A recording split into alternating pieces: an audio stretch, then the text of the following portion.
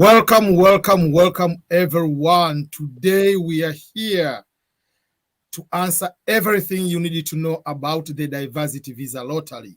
And this is a double live stream at the EBM Scholars channel. And at the same time, we are live at Shiko Hope TV USA. Shiko Hope is one among the diversity visa lottery winner, and he's also a YouTuber. It is the best way to be a YouTuber about diversity visa lottery, being the winner yourself. Welcome, Shiko Hope, to double live stream. Thank you so much. Thank you so much, EBM. And I would like to welcome you back from Africa. I know you are in Tanzania. Yes. And you came with, the day you came, 2 days later, good news. Pop. When I was at the airport, before I travel, I had a friend of mine.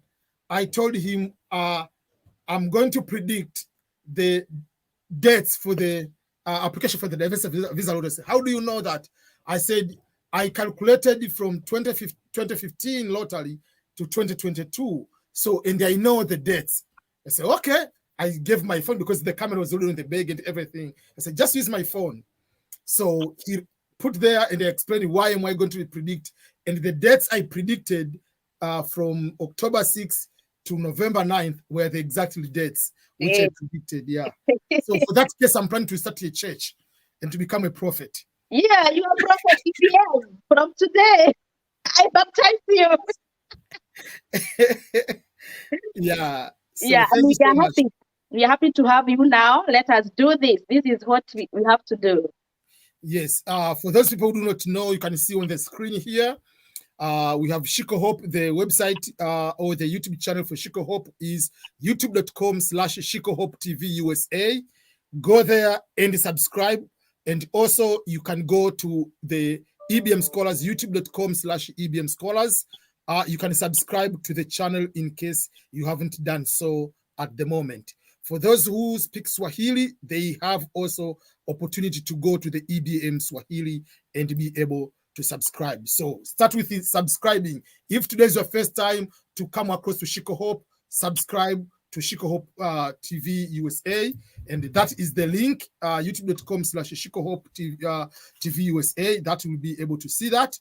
But also for those who are here, you can go to my YouTube channel, which is youtube.com/EBM Scholars. And I'm going to share the screen. I'm giving this introduction so that most of the questions we're going to answer, either Shiko Hope has already answered them on her YouTube channel, or they will be here on my channel. So let me start. This is Shiko Hope's YouTube channel. You can be able to see here. You'll be able to see almost every question you have has been answered on the screen or on one of the video. So I know you have questions here. We'll be able to answer some of the questions, but most of the questions in detail, we have answered them on the YouTube channels. And here, if you can come to the EBM Scholars, you'll be able also to see a lot of questions answered over there. For those who speak Swahili, you can go to the EBM Swahili. You can be able and get from that way. Okay, so thank you. Let's start, Shiko. Okay, before we go to any question, I will start asking you some questions. Okay, bring them on. I'm ready. For the DV lottery, did you plan or did you expect you are going to be among the winners? When we did the first application or the one you won? One? Yeah, the real one, the one you won. No, I was not expecting that I'm going to win because we had done 2 more before and we were not selected. So even the last one, I was like, we can't be selected. We have never been selected. So we are just applying, just for the sake of applying. Yeah. I did not know I'm going to win. That is one of the video and the usual, whatever I tell, even today I uploaded the video, which says, after applying, what should you do? It means continue with your life. Exactly. Don't start saying goodbye to your girlfriend that I'm going to America. Don't start saying goodbye to everybody and whatever that. No, it's application. You never know it is a lottery. Yes. Okay. Another question related to that. What went on your mind when you came to realize that you have won the diversity visa lottery? You are among the luckiest people on the planet Earth. The thing that came on my mind was like, now I could now see myself in America, driving posh cars, living in classy houses, my kids going to the best school. But I didn't know that it will take time for me to go there. So at the beginning, you were assuming that after winning, you are processing right away, you are just coming. Or did you know that you have to wait almost a year process to come to America? I didn't know the process. So what came to my mind was like, maybe next week, next month, I'll be going to America. I didn't have enough information on how to go about the process. At the same time, when you applied and you won, did you know that you'll be required to spend some money for the processing until you get the visa? No, I didn't know that. I knew everything is free, so I'm going to America free of charge. I had the information. I was zero. Yeah. I'm asking all these questions because people should know that why do we tell every single thing we usually talk here is because we want to prepare people to understand that. Like, it's not you are win today, because some people are asking question, will they choose me the state where to go? Will they give me the job? Will they give me for the flight ticket? Did you get any of those from the US government? No. The US government just gave me a visa, which I paid for. I paid for the visa. Yes. They just gave me a visa, but I paid for it. Nothing free. Nothing is free in this whole process. It is free to apply, but after that, you have to spend so that you can come here. When you were coming to America, did you expect that the life, maybe I was a teacher, I was a banker, I'm going here, I'm going to conquer America, I'm going to be CEO, what was your expectation coming to America? Did you work for few hours, you're going to get a lot of money, sending back money to Kenya? Was that one of your thinking, or you knew like the real life, what you found was the correct you were thinking before?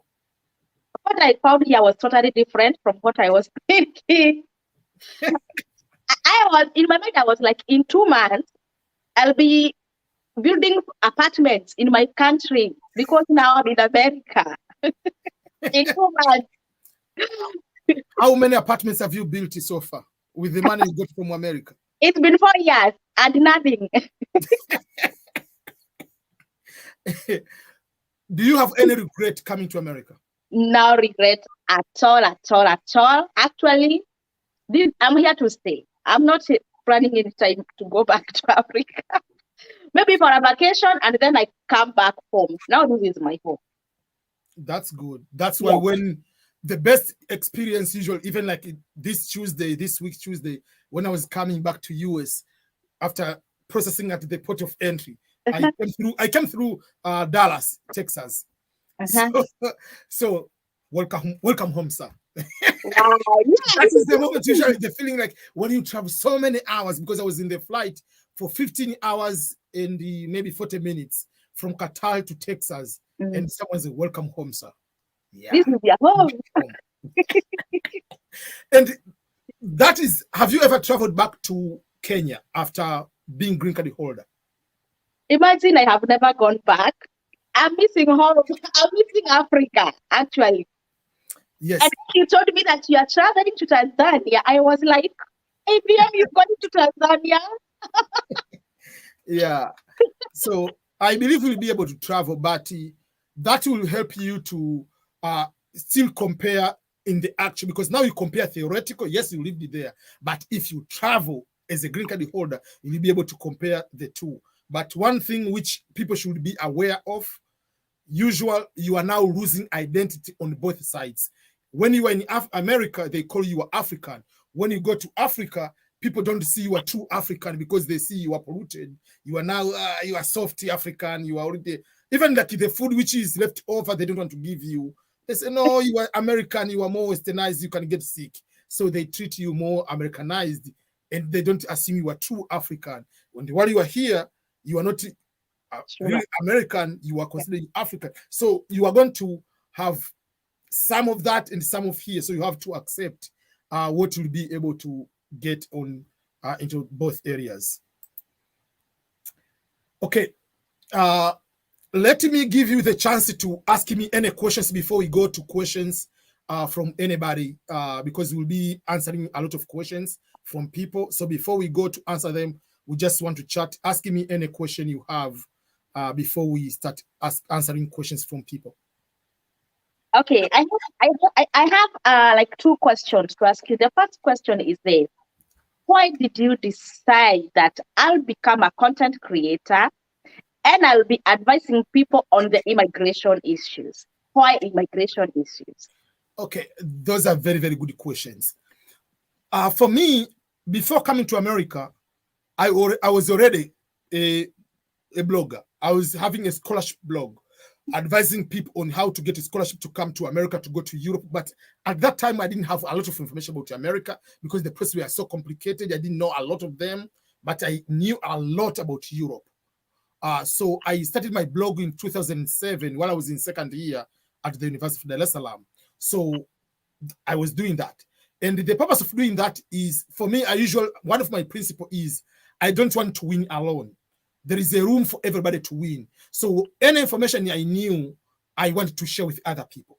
And at that time, there was no YouTube, whatever was starting. So blog and Facebook was big. So for me, I was just doing blog, and Facebook when it started. So I was posting more on Facebook. So I've been doing that.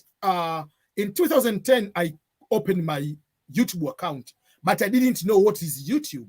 So for me, I opened the YouTube and I was posting one video per year about green card lottery. So in October, I put one video.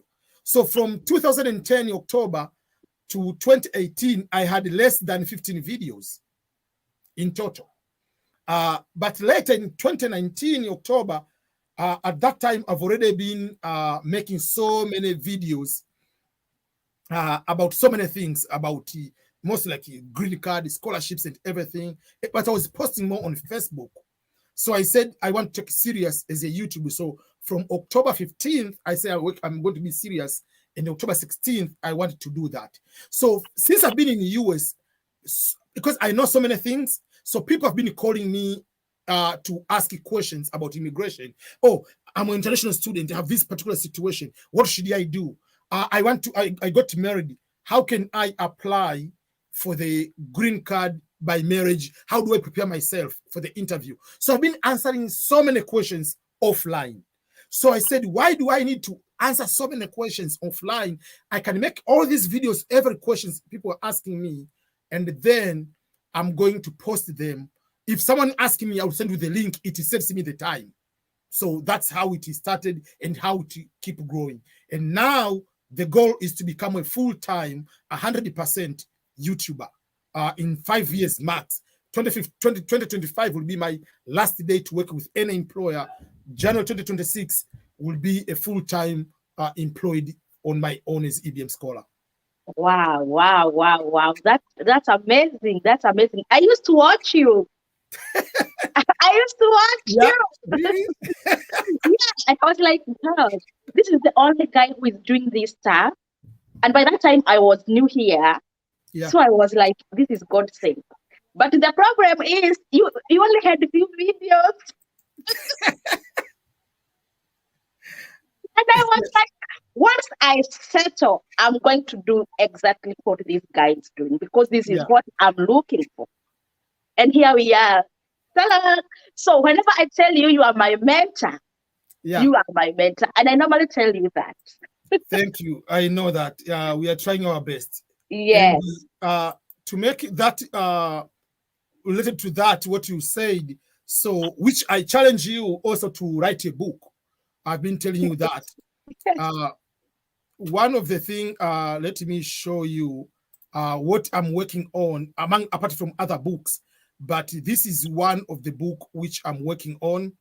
That one, for those who come to America. So questions have been asked. About the United States in the past 13 years. So that is one of the book I'm writing so far. I've started writing it. Mm. Release maybe next year because it will be a long book. And then this is another one which I'm supposed to release probably before or Wednesday if things go okay. Wow. Frequent asking questions before applying and after winning diversity visa lottery. Written I might change the title, but that is just overall the book I want to release before to be a free book. So that is something I want to work on. Wow. You challenge me. You tell me, you tell me, Shiko, you have to write a book. And I am going to start because you've been pushing me. I have to do it. Because it's your journey about green card, so you can be able to do that. I have to do it. Okay. Do you have any other question before we go to the questions? Yes. This one is a bit personal. Yes. Okay. Now that you are in an interracial marriage, yes, do you have any challenges that you can advise someone who is in the same kind of marriage or who will find himself in such kind of a marriage? In my opinion, it is easier to have interracial marriage than marriage of people of the same tribe. When I say that interracial, not just about race, but let's say I'm giving an example. Someone from Kisumu getting married to someone from Meru. Those are two different cultures. Yeah. So the point is, more I cannot put about the race, but more about intercultural. I can simply say it is more beneficial. It is easier because you need to learn from another person. You don't assume all the time. But if, let's say, you are all from the same tribe, the same everything, sometimes you get caught up and you assume that if someone does 1, 2, 3, 4, this is what someone means, which is not true. So for me, advantage of interracial or intercultural relationship is to keep learning every single day. That's number one. Number two is to give me opportunity to see what are the great things about my culture and what things are wrong about my culture. So for that particular case, when it comes to childhood, raising my kids, I only focus on the good things about my culture. And the same way to my wife, she's taking the good things, she's taking reflection about her culture, about her childhood upbringing, and what are good things she's going to bring into our relationship. And no one is going to take everything because I'm just from Africa. I don't force the kids to eat everything. I don't force to do everything like in Africa. And we don't force them to do everything in the American way. So it's just we take both good part of the culture and bring them here. So for me, that has been the best part of it. Yes, there are some challenges. Sometimes you can assume why someone doesn't understand this simple thing. But it's not simple because for you it's simple because that's your culture. But it's not. I can give just an example. If someone dies in African context, many people say, "Oh, I'm so sorry for the loss." It's God's plan, and it's normal. Mpango wa Mungu. But you cannot say that to us. No, you cannot say that to American because God is not killing people. And someone will be upset if God is taking the child, will be upset with the God. So it's not God, whatever. It's just malaria. If someone dies, it's just the disease. It's not about God. So there are certain things we are learning, just like how to do certain things. Yeah. So overall. Wow. Now we know, now we understand. So anybody who is planning to do that kind of a marriage, now you know. Yeah, there are challenges like in any marriage, and if it doesn't work, it's not because someone is white. No, it's just it needs to work because you can marry the same person from the same village and have problems. You can marry American black, you have a problem. You can have white, you can have problems. So there is no like these are problems based on the race or the success because of the race. It's because of the person, irrespective of the culture or whatever. It's just how are you going to complement one another. Exactly. We have so many questions. They are flowing. Yeah. So let me start with the number one question. Especially we have a lot of people from Nigeria. People want to know, is Nigeria allowed to apply So this has been asked many times.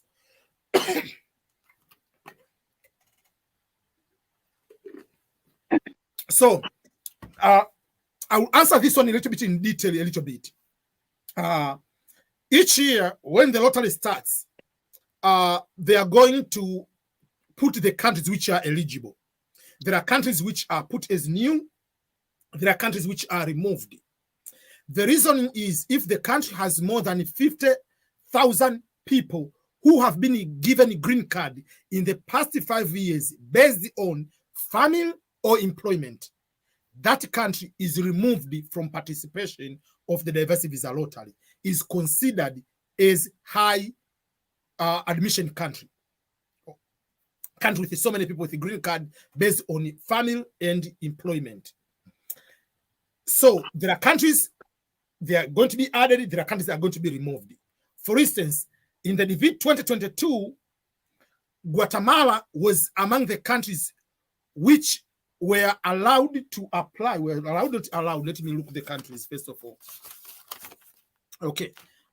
First of all, no, in 2022, Venezuela was not allowed to was the country which was not allowed to apply.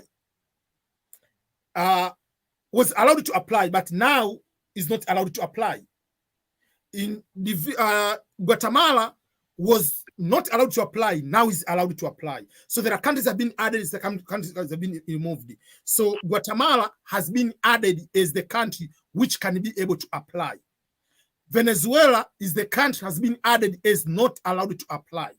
Nigeria, unfortunately, is not allowed to apply at the moment. When I used to expect Nigeria to be among the countries which are eligible to be among the countries to be able to participate this year. But since 2015, Nigeria is not being eligible. You can see the countries which are not eligible are this one. So these are the countries which are not eligible: Bangladesh, Brazil, Canada, China, Colombia, Dominican Republic, El Salvador, Haiti, Honduras, India, Jamaica, Mexico, Nigeria, Pakistan, Philippines, South Korea, United Kingdom, with the exception of Ireland, Northern Ireland and the territories, Venezuela and Vietnam. So Venezuela is here, but last year Venezuela was not there. Guatemala was here, but Guatemala now is not. Guatemala is allowed to apply at the moment. So these are the countries which are not allowed to apply. So if you are here and you are from Africa, I know the question everybody is asking, is my country, Rwanda, is available? What about this country? Is Somalia is available? All African countries are allowed with exception of Nigeria. Shiko, we are talking about passport. There is a question about passport. Another person also asked about that one. We've already answered that one. Okay, Shiko, can you answer the passport? And then if you need me to add anything, I will go ahead. Can I use my East African passport to apply green card? For the East African passport, EBM, is it in the actual book or is it which one? Because okay, the new one, the new one is East African passport. Is the new one? Or the East African community? Yeah, is the new one. People, they call it East African, but it still is your country's passport. Though all East African, they have the same color, agreeing we are using that one. But it will be a blue let color me get it. Kenya. Let me get it so we can show them. Perfect. That will be able to help. Yeah. The old one for Kenya was blue. Tanzania, the old one was green. Now all passports have light blue, the new East African passport.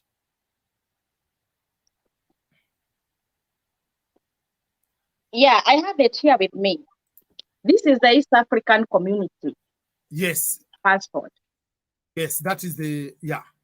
And Jacob is asking, can I use my East African passport to apply green card? Yes, that is the passport you're supposed to use if you're from East Africa. Yes. And also you can use this one. In Kenya, this one is not, it is still valid. Yeah, in Kenya it's allowed because they added the validity because of the COVID. Yeah. it is still valid. If you have this one, you're good to go. But Tanzania, you are not allowed the green one. So few things I want to point. We have been talking about the temporary passport. So I want people to understand some few things about the temporary passport. For those who don't have passport, you are allowed to use the temporary passport. So this is the temporary passport. Example of the temporary passport. This is a valid passport. You are allowed to use this one to apply. You are allowed to use this one to travel. But when you are writing the passport number, the abbreviation TP, you don't put it. You put it from AA, whatever it will be, numbers and letters here. Don't put the TP because TP is just standing for temporary passport. So that is something also you are allowed to use. Okay, and to clarify on that EBM, before we started this, like we had discussed about this temporary permit, and I asked you, I tell my people, don't use temporary permit. It is not recommended. It is. And I asked you, EBM, can they use this? Because that is where the confusion is. Yes. So this one is a passport, like a passport book. What are the differences? Difference number one, this one is a paper, that is a book. This one is expiring after 1 year. That one is going to expire after 10 years. So just assume you have the passport book, which is going to expire in 6 months, will be the same as this passport. The other difference, you cannot use a paper passport to travel beyond the East African countries. But this is international recognized passport to travel within East Africa. For West Africans, they have their own similar passport. So if you apply with this one, you win, you will need to have also the actual passport book. So you have to go to apply and get the passport book. It's just like if you have the passport book, like Shiko's is showing, and that passport is going to expire in November. It means when you win, you need to get the new passport. And when you get the new passport, they are going to have the same name, same place of birth, but the passport number will differ. So they're not transferring the information. No, you have passport will be 2 different passport numbers, but it will have the same name, will have 2 different issue date, and expiration date will be different. So you are allowed, and I know people who have used the temporary passport, they have won, and they got the actual passport, and they came to America. In the US government, they will, first of all, no one can be able to know that this is a temporary passport, because when you put the numbers, if you put it with the word TP, it doesn't accept, because there will be so many numbers. Because international passport, they have a limitation of what numbers will be there. So that's why the TP is just abbreviation, which is not supposed to be there. So the passport numbers, it will say the passport number, expiration date. Expiration date will be maybe November or October 2022. So it has no difference with normal passport expiration date in 2022. So for the eyes of the US government or for any application, there is no any difference. But don't lose this paper, because once you win, you will need to have the passport to use to apply when KCC requests for the documents and when you go to the interview. Just even if you lose the passport, you need to have the police police information that you lost the passport with the passport number. If your passport has expired, don't lose the passport, because you have to prove you are the one who applied with that passport. So passport, temporary passport is allowed. Okay. Yeah, that was a debate. That was a debate that I was against. I was telling my people, don't use temporary passport. Don't use it, because I have never seen anybody winning with it. So you have people winning with it, right? I know the people, yeah. Okay. Kenyan, Tanzanian. So someone is asking, is temporary passport is the same as emergency passport? Yes, some people, they call emergency passport, because you get it quicker. If you apply today, you get within a day or 2, you get it. And you pay less than $10, you get it. That's people call emergency passport, but it's a passport. And refugees are allowed to use refugee passport as long as it is given by the United Nations, United UN or HCR. Those passports are allowed. That is the only exception. Obviously, if you're from Afghanistan, you are allowed to apply. But if you don't have the passport, please don't apply, because you'll win, you'll get stress, and you'll be denied the visa. Okay, Shiko is asking the quality of the videos.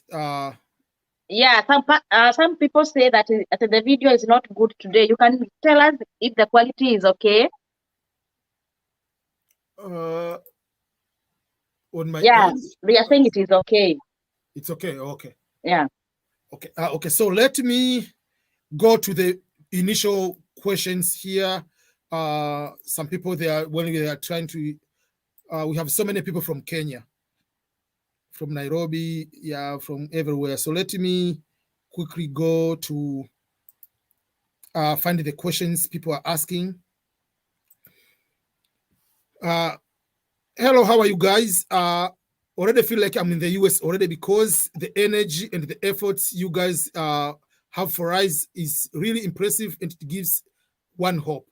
God bless you. God bless you much. I will be a victory. Amen. Amen. Inawezekana. Yeah. Thank you so much, each and everyone who have been here.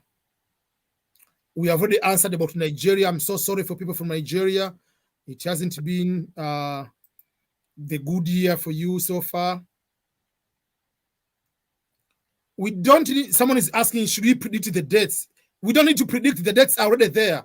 See on the line which is going there, the dates from Wednesday, October 6th to Tuesday, November 9th. But don't wake up at early in the morning, I'm going to apply. No. It is noon of New York or Eastern Standard Time. So for East Africa, it will be at 7 p.m. In Ghana, most of the West African, depending, but if you use the time of Ghana, Sierra Leone, it will be at 4 p.m. That will be the time. But Rwanda will be at 6, so it depends on the country. I usually tell people to do something very simple like this. Let me show you what people should do. Just if you are in a country we haven't talked about, what you need to do, just go to the Google search and do this way. Just write when it is noon in New York, what time is in Ghana. It will tell you. That is the easy way. The easy way you can be able to know. But this is if you want to apply on the exact time. But yeah, what time it will be in, let's say in Oman, it will tell you what time will it be. What time will it be in, let's say in South Africa? It will tell you. So that is the easy way to be able to know, because South Africa is using Central African time like in Rwanda. Okay.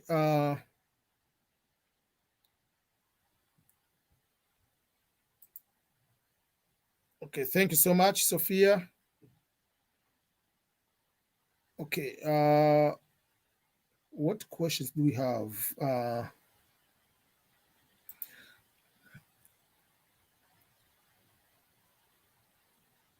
See, when they said we want people who have the energy and the belief, but as we are on the introduction, I asked you about, did you think you are going to win? Did you have the man? Did you plan everything?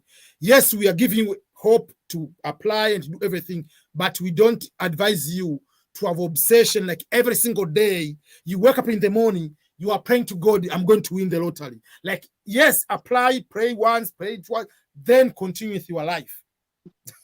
Not every single minute, like, oh, man. America. Yeah, there are other ways. We've been talking about scholarships, we've been talking about other ways, yeah. Yeah, life has to continue after the application. Continue with your life as normal. If you have planned to get married, go ahead and marry. Go ahead and get that baby. Continue with your schooling. Life has to continue. After now being selected, now that's when you are going to start a different route now with your life. Can a single parent apply with his or her kids? Of course, yes. So long as you have the requirements, go ahead and apply. So that anyone apply. Yeah. And include your kids. Don't leave out your kids when you apply. One of the reasons why you'll be denied the visa, okay, is not my internet today. We lost Shiko, but she will be here in a minute. One of the reasons to be denied the visa is when you apply and you don't say you have kids, and then you come, you say you have kids after winning, you will be denied the visa. So you have to apply. Okay, she's coming back. Okay, guys, I'm sorry, my internet was interrupted. Yeah, sorry. Okay. Someone says, my bro, I don't have passport. Please, in another way, get the temporary passport or don't apply at all. Simple. Let's be honest. Because you'll win, trust me, and you'll be denied. There's one kid in Ethiopia. I feel so bad. He's just 19 or 20 years old. Applied and he won and didn't get the visa. No passport when applying? Yeah, because if you apply, you say you are from stateless country, prove you are stateless. Because the application gives you 3 options of waiver. Either you are from a stateless. By stateless, you mean you are stateless. You are not born in any part of the planet Earth. There are very few people of those. They don't claim a place of birth in any country. 2, you are coming from a communist-controlled country and you are unable to get the passport. You are not able to get the passport because you didn't have money, or you didn't have the birth certificate, or you didn't have the national ID, or you didn't because of the COVID. They don't care about that. So there are situations like someone in Afghanistan is not a socialist country or communist country, but the situation in Afghanistan, US knows you can apply without a passport.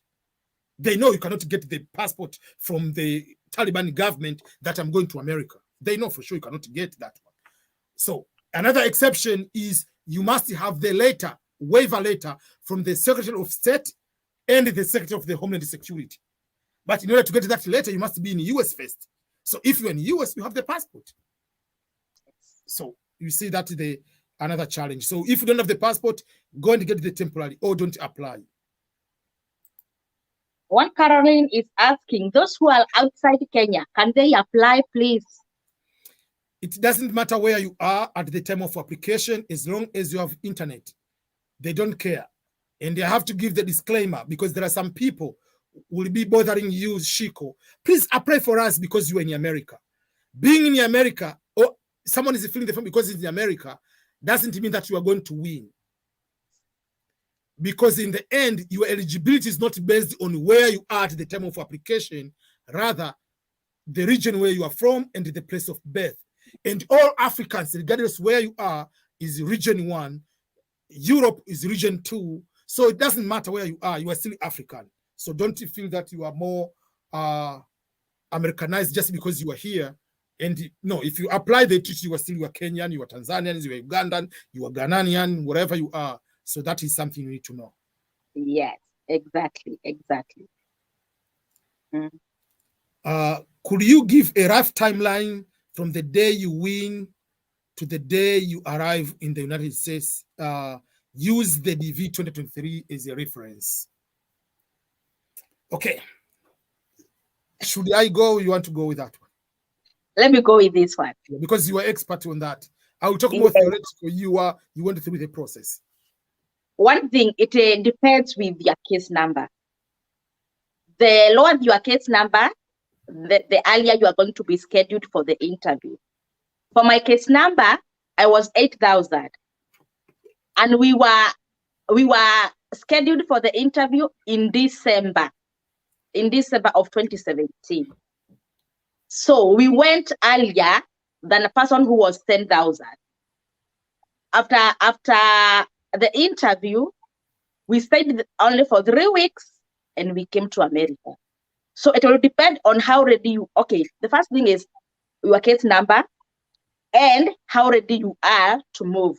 Because our visa was to expire in May. But we came here after, you get 6 months after the day of the visa approval. We got our visas in December 2017. We came here in January 2018, and our visas were to expire in May 2018. So we came way earlier. So it also depends with how ready you are. I usually advise people, you never know. There might happen a war in your country. Just get out of that country as soon as possible. You never know what will happen. Oh. Yes, because by that time, actually, there were some rumors going around that the former president is going to stop this thing. Yeah, even if it's going to stop, usually if you have the visa, you are good, but anything can happen. So get into the plane. Yes, I normally there is a video I did, and so many people were like, "Oh, yeah, that is reality. It can happen," because even if you have the visas, and God forbid something happens to the principal applicant, yeah, if you die, game over. That comes the end. That marks the end of everybody. Yeah, and it happens. Principal applicant dies, and you are still in your country, and you have visas with you. Pole sana, America, and you kaput. Yeah. So you have to pray for the principal applicant. You have to prepare eggs, nice food. If he gets upset, I'm not going to America, everybody doesn't go. So you know what? You are bringing him. You are accompanying the principal applicant. You can't come without him. So you have to soothe him. He's coming and you are accompanying him. And if he's a girlfriend and boyfriend, if the boyfriend will be so caring so that they can get married, so that they can come to America, because if you change their mind, can drop you at any time. Yes. Oh. But the problem is some people do not know the power of if you are a winner, that the power you have over the life of any other person. It is something big and should be respected. That is very interesting. Yeah. Okay, Ibiam, I just remembered another question. Someone in the DV winners group asked. Yes. They are family. They are waiting for the DV interview to be scheduled. Yes. The husband is the principal applicant, but unfortunately, the wife died. The wife dies. Yeah. Yeah. So now the wife is in the DS-260, but she will not go to the embassy because she is normal. Yes. Can you advise that guy on how to go about it? You ask it to unlock the DS-260. When you unlock, you change the status of your spouse to deceased. That's number one. On the principal applicant, I'm married to this person, but he's deceased. Because even if your wife has died, you're supposed to put in that information. So they have to change the information to deceased, that is no longer alive. That's number one. And number two, I'm not coming with my spouse because he's dead. But the worst part, the other thing is, you don't need to do anything on because when you fill the DS-260, there is a derivative applicant, like the profile. But unfortunately, the DS-260 doesn't allow you to go to delete that profile. Once you create a profile, you cannot delete. So you leave that way, the same way as it is. So when they request for the documentation, you will show the marriage certificate, and you show also the death certificate that this person got married, but this person is dead, just to make sure they understand. So you don't need to go. After all, if you say I'm not coming with my wife, you don't need to have this documentation. But just to make sure you are on the safe side, you can do that. Yeah. So you have to prove she was my wife. This is marriage certificate. She's dead. This is the death certificate. Yeah, just to make it. Yeah, and you have to go with this documentation at the US Embassy. Yeah, they don't ask because but just to be not to be asked, go 2 weeks, go and get this certificate. Yeah, that is a very good question, and I don't know why. That's when you create a profile of dependent, you cannot delete it. Because you included initially in the actual application. No, even if without, not because let's say you get married after the lottery. You decide to put the profile. We just get upset. You got to delete you cannot delete it. Oh, so you put it, not delete it. The only other way, you just say, I'm not coming with the person. That's the only way you can do. Okay. But you cannot process anything. Yeah. I'm a DV winner 2022. Up till now, no document request case below 10,000 and submitted yes on July. Relax. 10,000, your interview will be January. Just the scheduled interview will be likely in January. So, but because of the COVID, they are not going to do exactly like that fast to be scheduled for that particular interview. So the request for the documentation, by this time, this October, they have to ask the documents so that by November, they have to give you the date because you need to have at least 6 weeks. So that means if they send it by, let's say, December, the interview date, it will be maybe mid of January or end of January. So October, they have to send the request for the documentation expectation by mid of November. Possible you have sent the documentation. They will send the email for the interview by end of November or early December. The interview will be mid of January. Mwakazi's family is asking, yeah, if we have any statistics, roughly how many people per country have been winning for the last 3 years in East African countries. We have that. Just wait.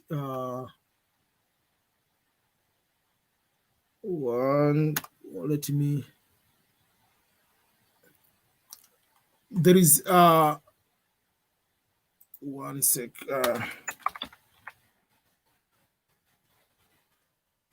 Statistics. I have the statistics.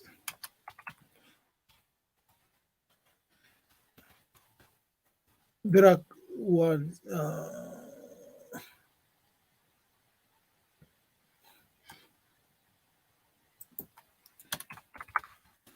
Usual.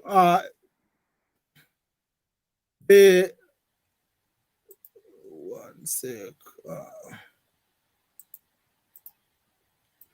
This one will be a little bit older, the one I'm going to pull here, but we'll be able to.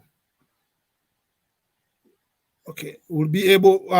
This number will be different from if for the current one, because this number you can see, you can try to find out how many people applied. But remember, up to they posted the people who applied. So you'll find out from 2018 the number is going down. Why? Because of the introduction of the passport. So when they introduced the passport, the number went down. And then you can see the number of people who are selected. They haven't updated here. You'll see in the visa bulletin, I'll be able to show you there. Let me give you an example from 2019 to 2021. You'll be able to see. Okay. So in Africa, for instance, Algeria, here you will see how many people applied. And Mwakazi wants to know how many people won. Okay, you want to look at the number of people who have won. So I have to go to the visa bulletin. Let's go to this one. Now it is in August, right? Okay, let's put October. Let's go to September. I think this one has the information for the previous DV 2021. Okay. So for instance, they will show you how many people have won, because DV 2022, the number of winners was 119,000, I think. DV 2021 was 133,000, the winners. No, the numbers is usually somewhere.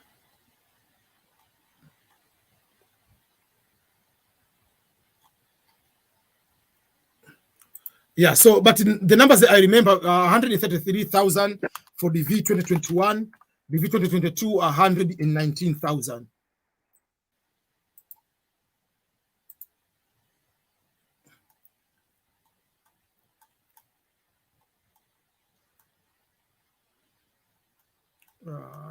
They didn't put here. Just wait. Okay, so you see the applicants registered for the DV 2022, the number who registered applicants were selected randomly from. So the total number of qualified entry. Why do they say qualified entry? Because there are so many entries which are rejected because of the photo and the other duplicate applications. We don't consider the derivative. Don't forget about the derivative. We're talking about the main entries, the main applicants. And usually it is a 35 days application for the DV lottery. And out of that, ABM, if you can check on August visa bulletin. This is the August. This is the August visa bulletin, yeah.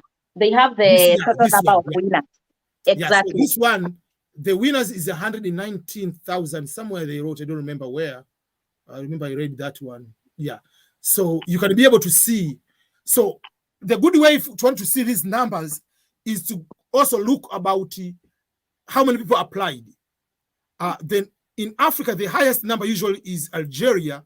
There are a few countries, Algeria, Russia, some of the Eastern European countries, they have 6,001. But you can find out also the number of applicants in those countries. So the countries with the bigger number of applicants, they have also possibility of having bigger number of winners. Kenya usually is about 3,000 most of the time. Tanzania is about 200. Sierra Leone, they have this time they had a smaller number, but they usually have bigger number of applicants. Unless otherwise someone is mentioning which country to look at, but Mwakazi wanted to know about East African countries, Kenya, Uganda, Tanzania. Okay, so in East Africa, Kenya is number one with many people, because Kenya usually like 500,000 people who are applicants. Tanzania is the lowest. You see Tanzania where it's just 103. Usually maximum is 300 in Tanzania, because this year they applied less than 7,000 people. And why is it like that? Why is it like Tanzanians don't want to come to America? Various reasons. Number one, majority do not know, and the people who know, they don't share with others. Yeah. And people, they pretend they don't care much about Western life while they care. And also, some people, they get lied. You know, in Kenya, you have so many people already abroad. You have so many YouTubers, you have so many bloggers, you have so many exposure on Western life than in Tanzania. So in Tanzania, there are not very few people who, like you can count how many millions are overseas versus how many Kenyans are overseas. So those are a little bit different.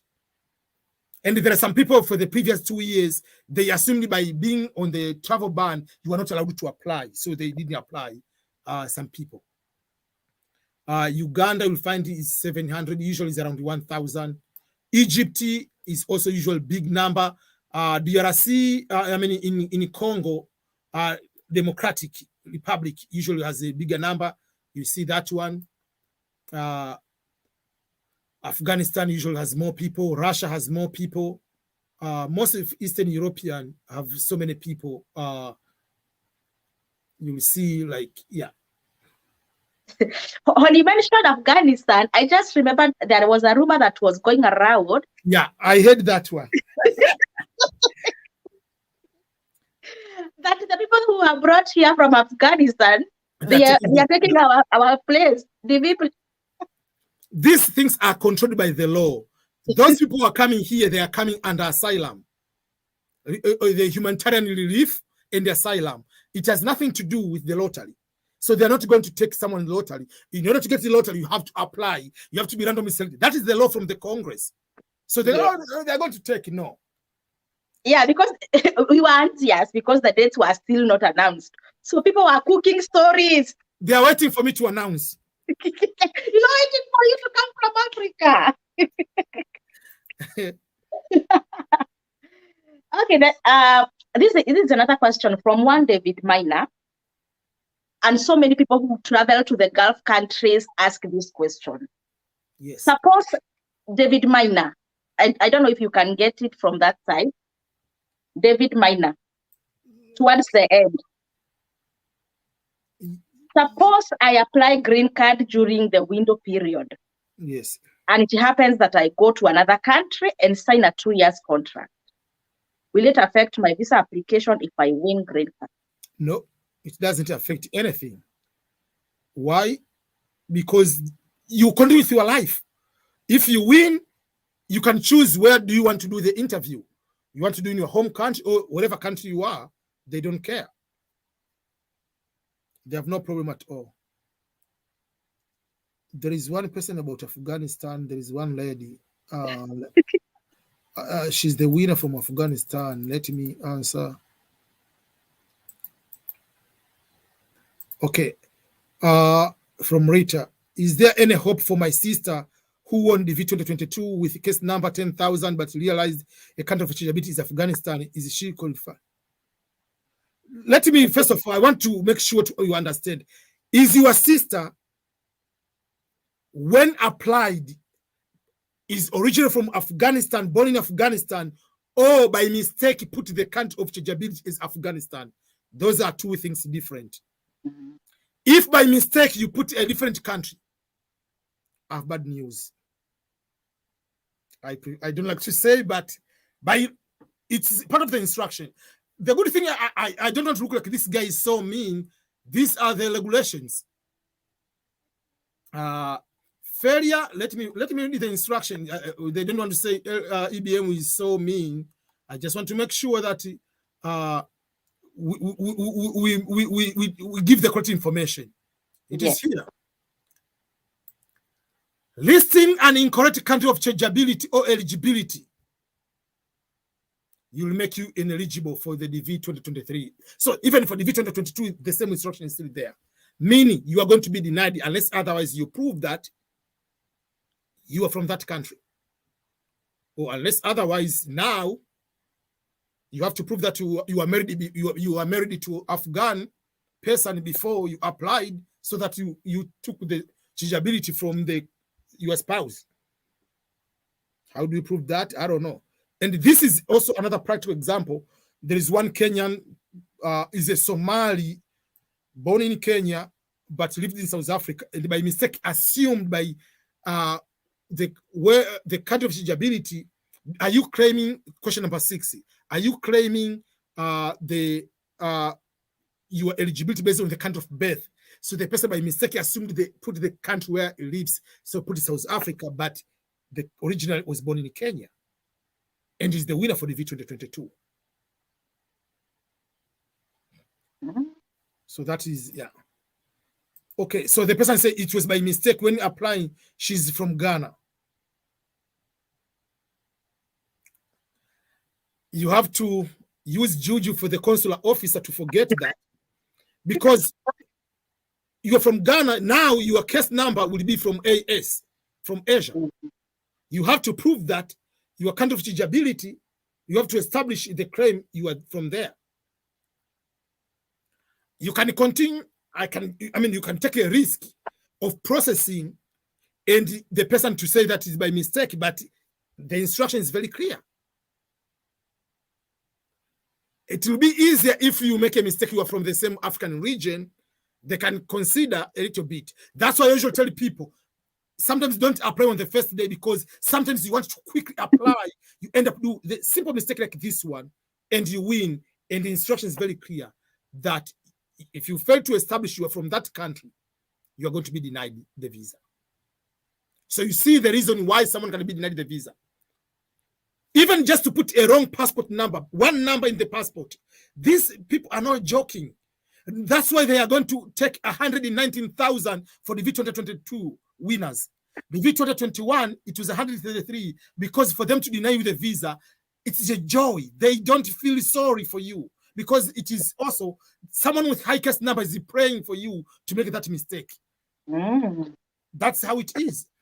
Go to the passport. I want to show you. That's why I usually tell people, when you complete this information, let me find there is a passport. They say not the exemption, the passport that If you put a wrong passport number,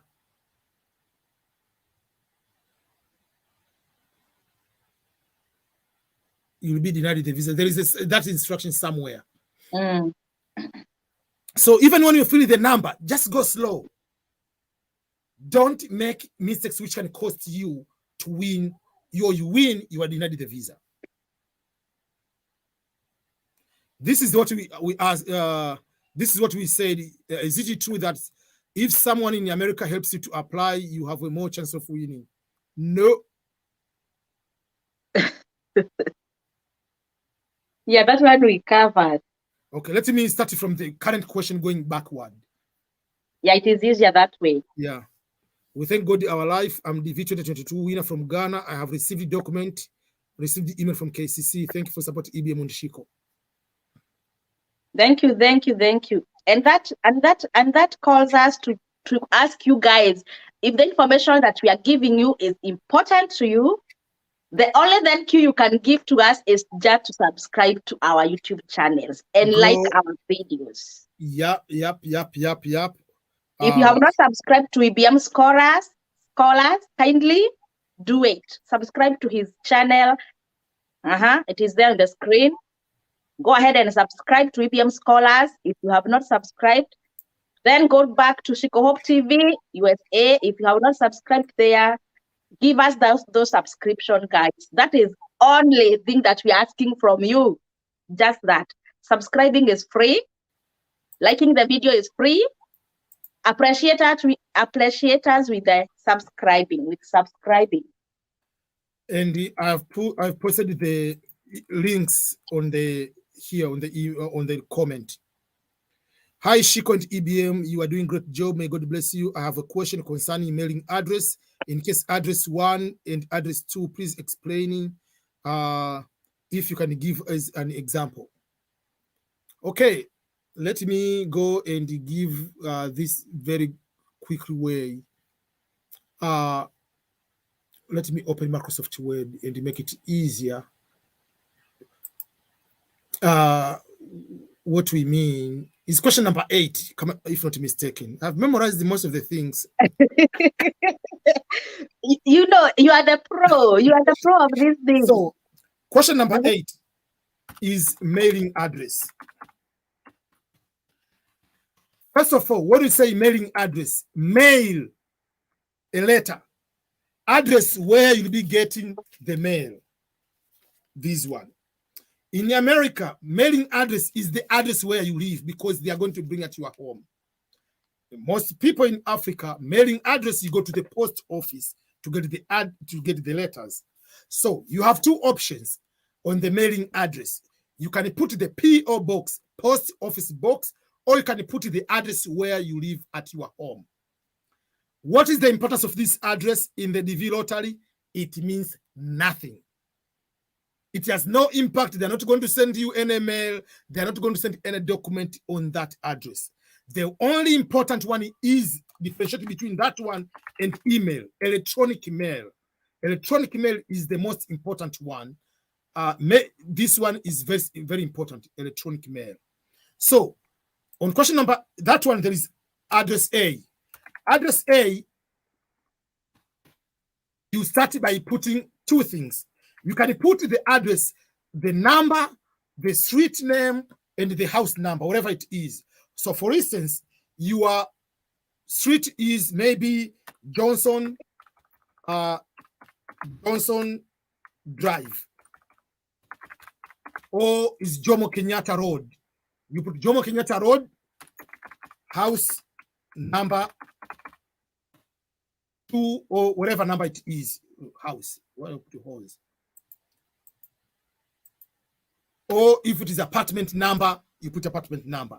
Or it is, I'm giving an example, it can be Kwame Nkrumah Avenue or street, house number, blah, blah, blah, blah. So that is number 1.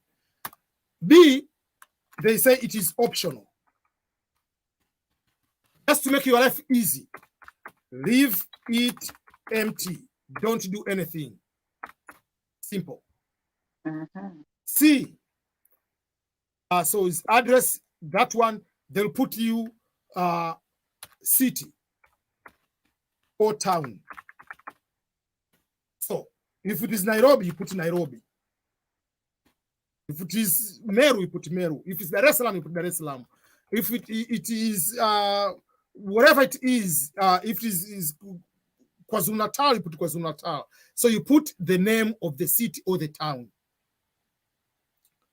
Then you are going to put they say county or they call district, or sometimes it can be if you are in the state, if your country has a state. So here you can put the district. If you are from Mombasa, you put Mombasa. Just like that. Then if you mistaken, I might make they say zip code or postal code. So don't tell me any African country has a zip code. Forget those numbers you are given. Those are fake numbers. They're not a zip code. Just make it your life easy. Put a postal code or no postal code.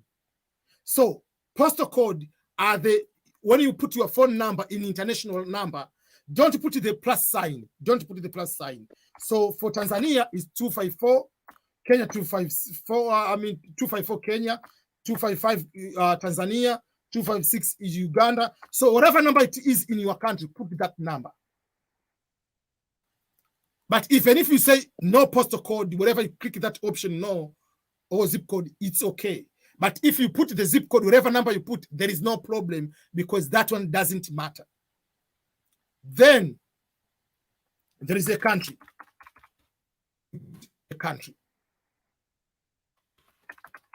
You put your country there. So this address, if you don't have the address, you can put a fake address.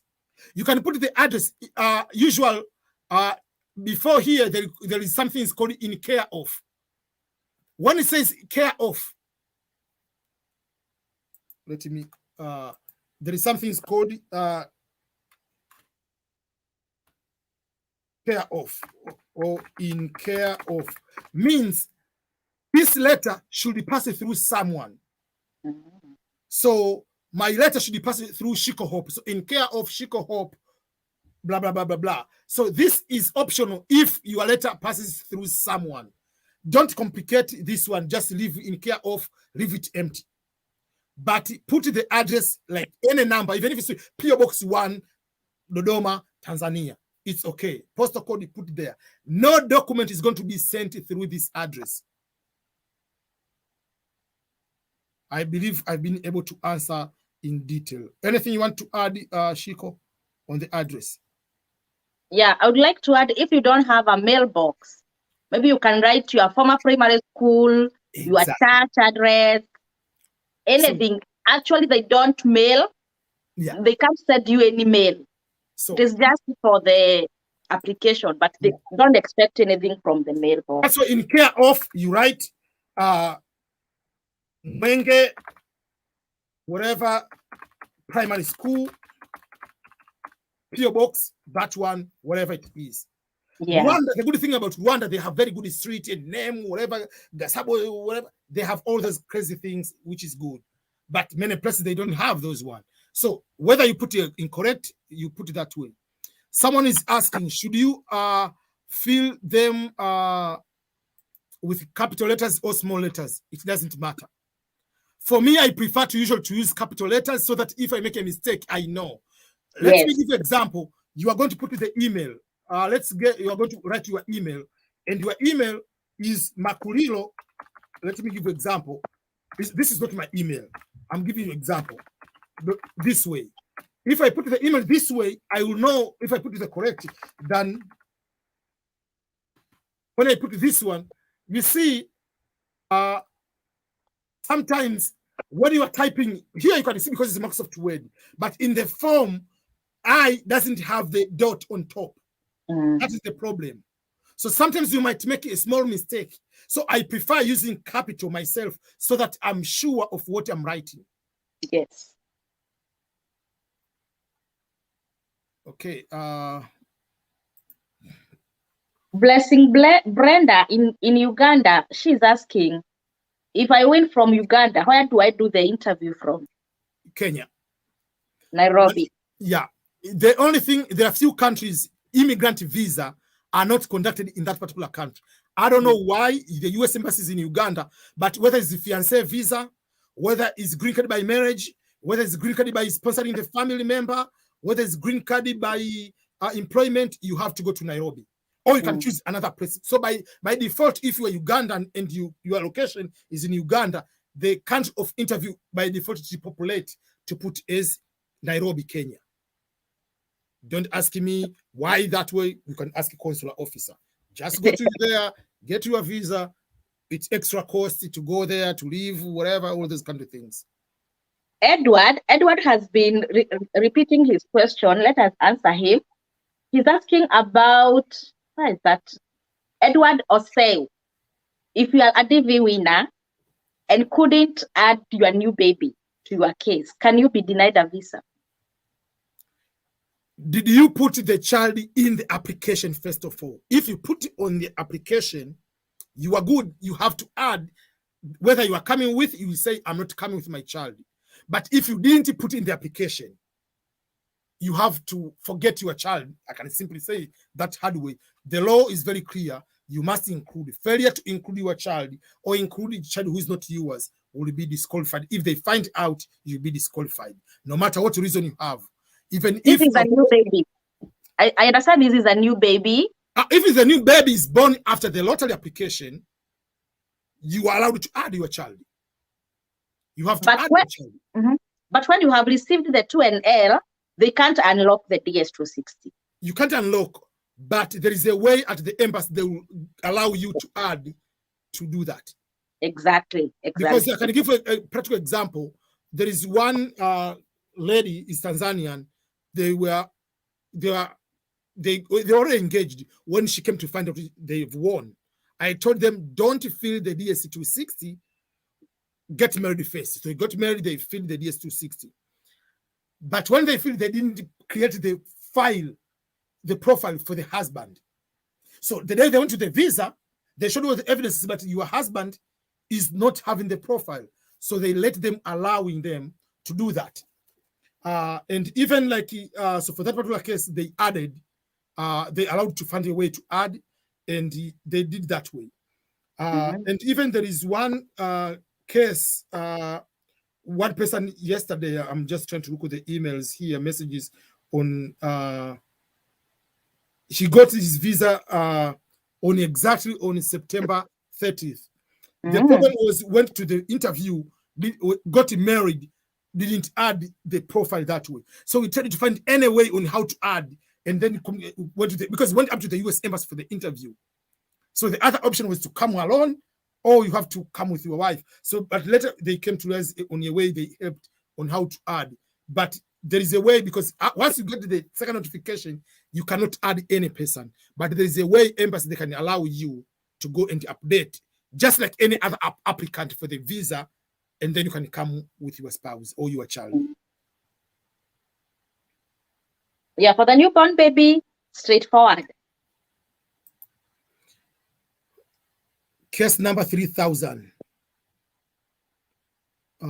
Is 3,000 or 30,000? Because it's 3K. 3K is 3,000. I've not got my documents. You are supposed to have, because 3,000 is supposed to be interview. I mean, your case number is in November. It's current. Yeah, your case number is current. I don't know why.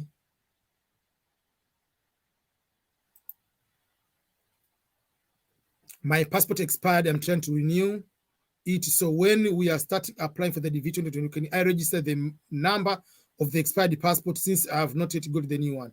No. Using invalid, not valid passport. By not valid means it's expired.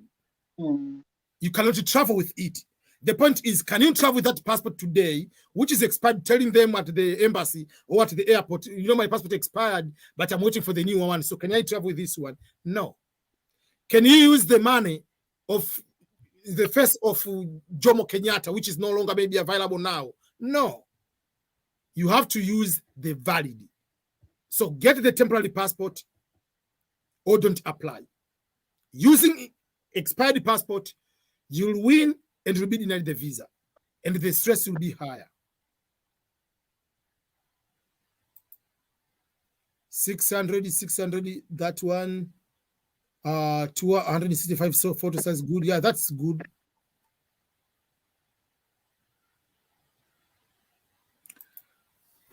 Can you try to enumerate some errors committed by candidates in green card lottery application?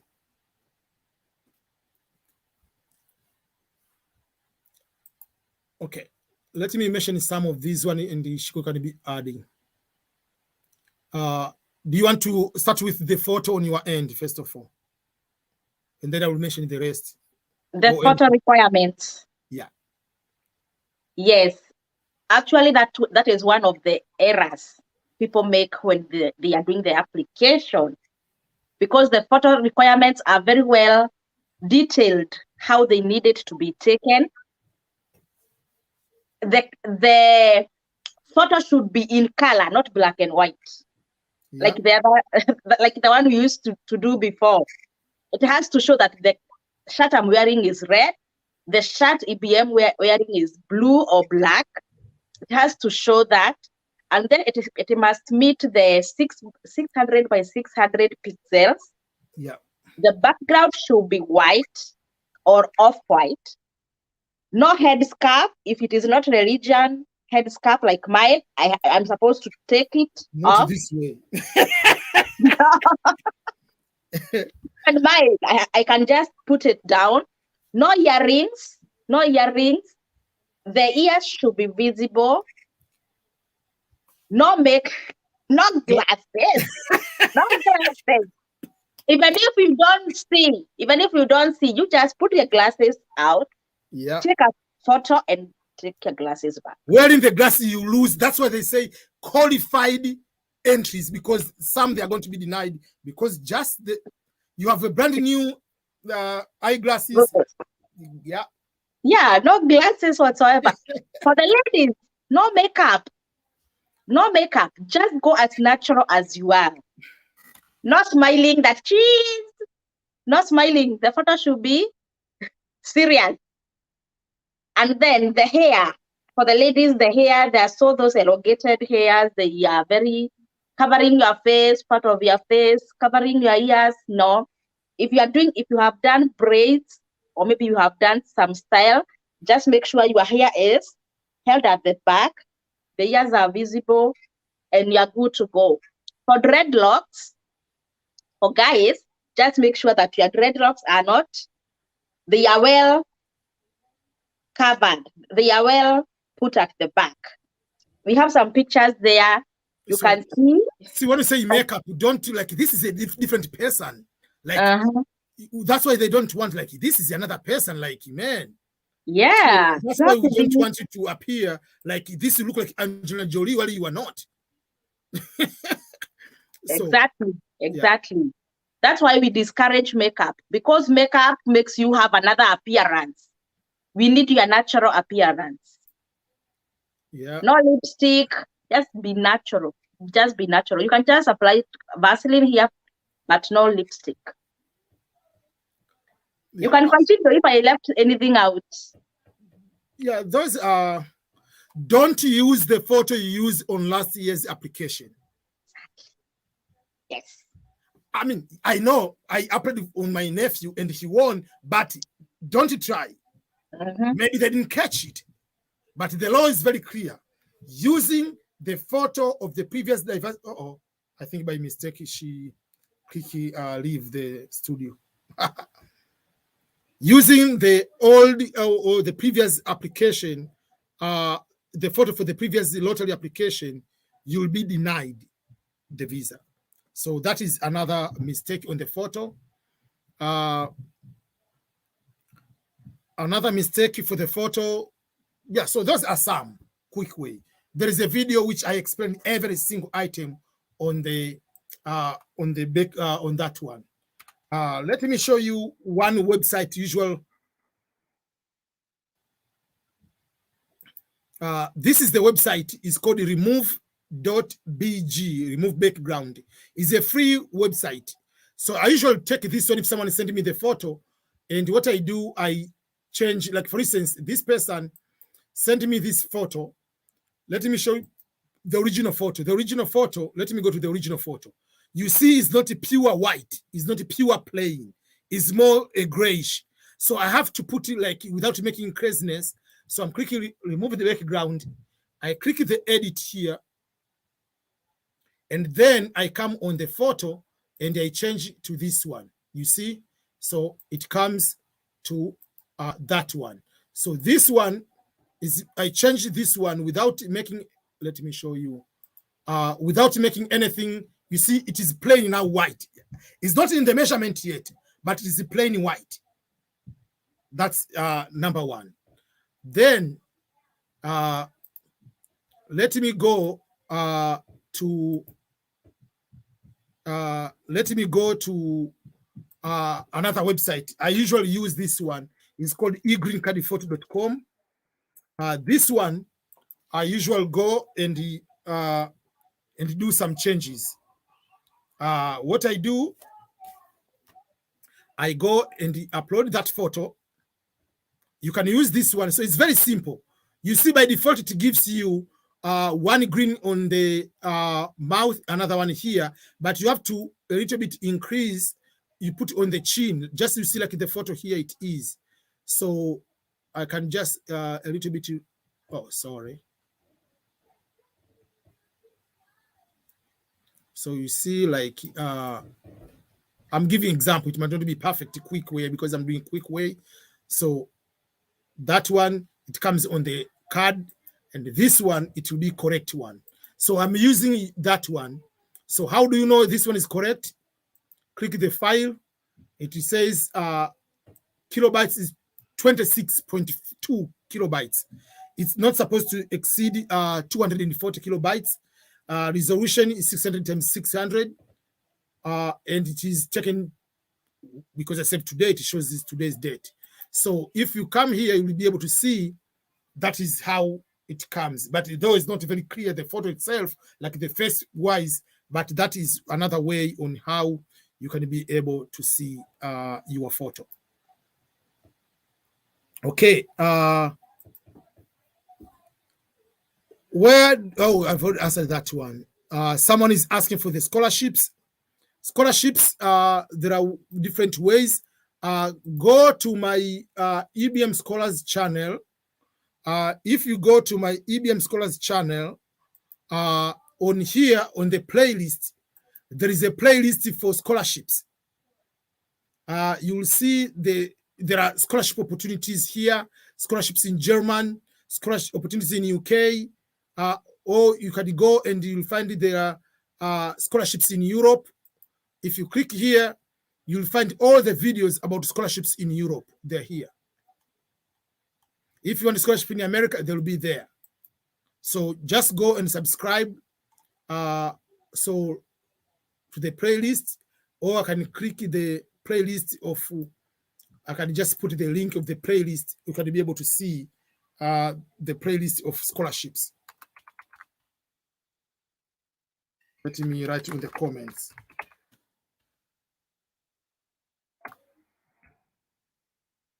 Okay. I don't know. Shiko is not able to join at the moment. Okay. Okay, so let me go to other questions.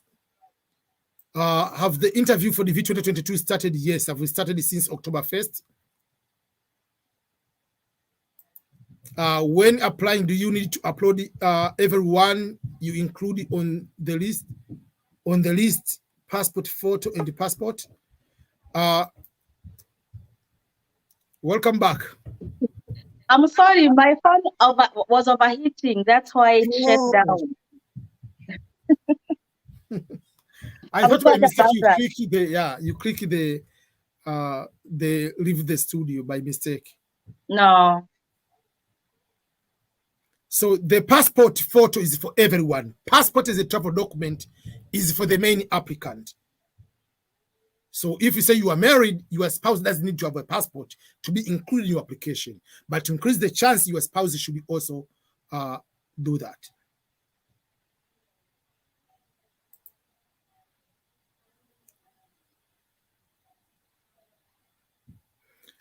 So kindly, Rachel Wanja, it's a kindly advice. I'm not legally married, and my husband doesn't want me to feel him, but I have a child with him, and the birth certificate has his father's name. Yeah, no problem. You're not married to him, so what's the problem? Apply and married with your child. There is no law that you must be married to have a child. The point is that your child, yes. They don't care who is the father. They don't care about that. And there's no question who is the father in the DV lottery. What is the name? And the name you can give it the name Barack Obama. They don't care. As long as is your child, prove that is your child. That's all.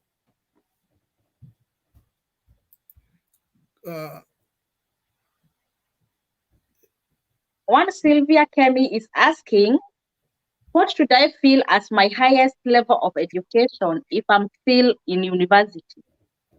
University, you call it some university courses. You are still at the university, you haven't graduated. If you are doing masters, you say some graduate courses. If you are doing PhD, you say some doctorate courses. If you have diploma, but you didn't go to high school, you put vocational, or you can choose a primary education. Because there is no education of junior high school here on the, in Africa. Mrs. Spell names a special letter. For example, Waithera can an affidavit help here? If you are the winner, yes. When you are applying for the DV lottery, forget about your school certificate. What is written? What is written in the passport is what your name is. Yes. About school, that is a different story. When you win, you can get a legal affidavit. But the name on the DV lottery must match the passport. Thanks. If you make a mistake of the name, it's not a big deal. You can correct when you're filling the DSC 260. But the mistake on the passport number, there is no sorry, they're denying you the visa because it's a forgery. You see the problem when it comes to the passport, because changing one number, it is different passport. It is a different person. Okay. I'm a primary school teacher in Kenya and currently working in Dubai. What can I put in education? Being a primary school teacher, you can be with a PhD, still teach at primary. What is education? Because that doesn't help me. Myself, with my master's, I can decide to go to teach at primary school. In the US, people are teaching at kindergarten, have bachelor degree, have master's degree. So being primary school teacher, I cannot assume what is your level is. Yes, we have a generalization like, oh, maybe primary school teacher, they ended in secondary school. But I cannot assume that. Oh, so someone mentioned the primary certificate. So you put a primary certificate. Sir and madam, I have a refugee travel document passport. Can I use to apply? Yes. That is the only other exception you are allowed to use passport. Just wait. Yeah. I usually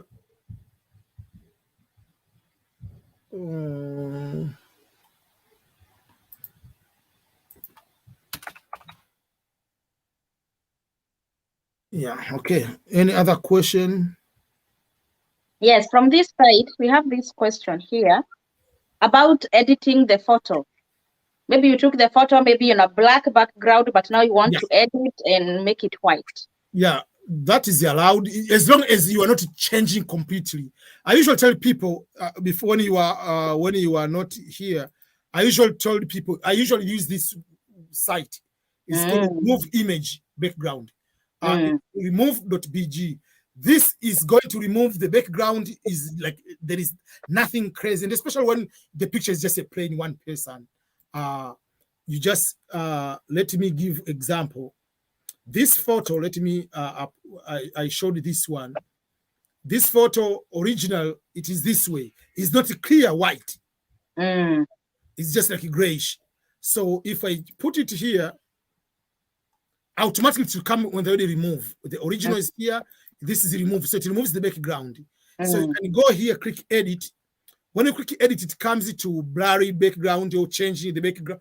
You can change the background whatever you want. But go to from photo, go to the already color. If you come to the color, there is the first one here on top is white. You click white, this one. And then you download. That is it doesn't change the photo quality, whatever. It becomes like white, like that way. But when you start Photoshop, you start adding your hair, they're not going to find the beauty contest or Mr. Tanzania or Mr. Ghana here. So don't start like going to add so many things. Like this is not a Instagram photo that you have to do those crazy things to change yourself, add everything. Yeah. So let me give some of the example. I'm using photos which are different, even like, let me give like the photo which even if they're not correct one, I just want to show you, like, it just changes the background. Yeah, so you can change the background. This photo are not allowed because it's smiling this way and it has words, whatever. But I just want to show you how you can change the background.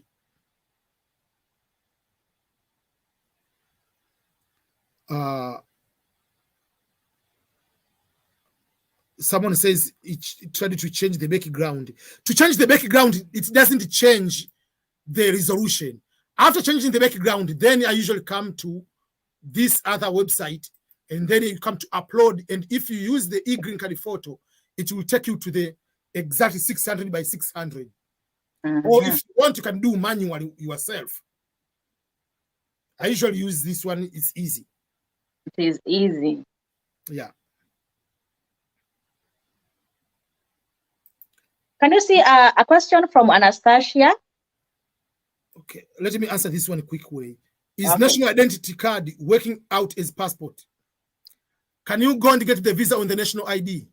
No, so it's not a passport. That's why there's passport.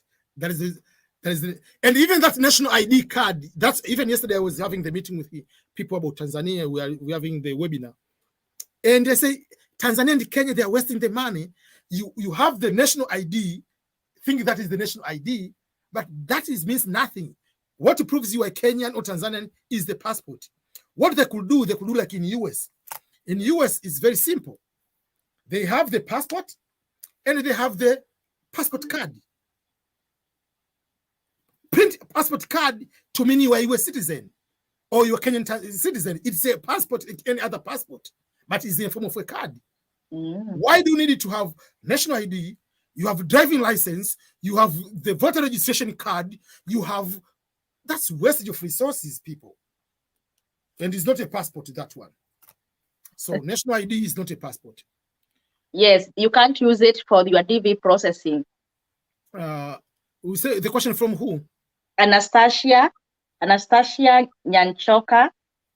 She's asking about DS unlocking. Yeah. She's saying, does unlocking of DS affect the date of document request? Because those we submitted in May have been asked for documents while I have not. I had requested in August, it unlocked in September. So she's asking if it delays the document request. Not really. It doesn't affect. Because when you are going to unlock, you might be going to change the letter. Just one letter on the unlocking or the level. That has nothing to do to request for the passport and to prove that you are the winner. Because what they're asking, yes, it will change. They will not process after receiving until you send it back to them so that they can just check the information.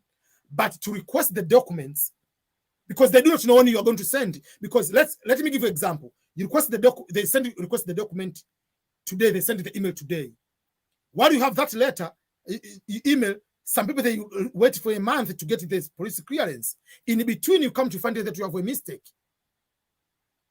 you can request to unlock and make some changes. But what they're requesting is police clearance.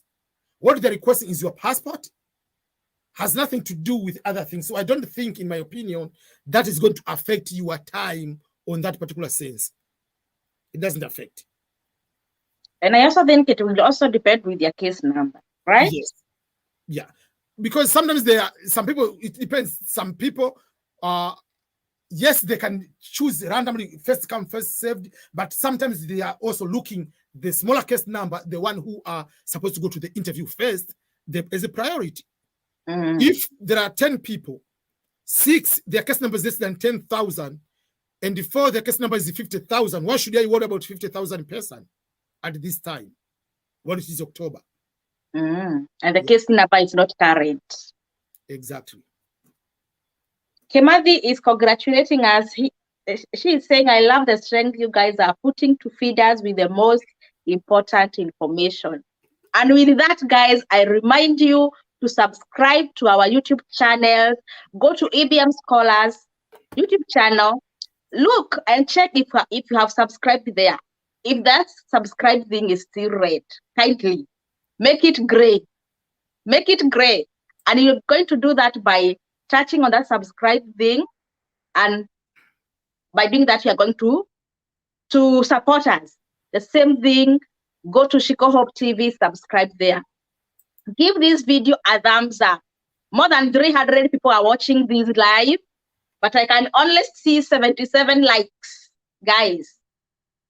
Yeah. Can you give us morale, guys, so we can continue with this, with this. Like our videos, subscribe to our YouTube channels, EBM Scholars, Team Shiko Hope. Let us go to EBM Scholars and subscribe there. EBM Scholars, Team EBM Scholars, come to Team Shiko and subscribe. I'll put the link on the comment. Please go and subscribe. Yeah, the link is there. Go. 1 minute, subscribe, so that we can continue with this trend.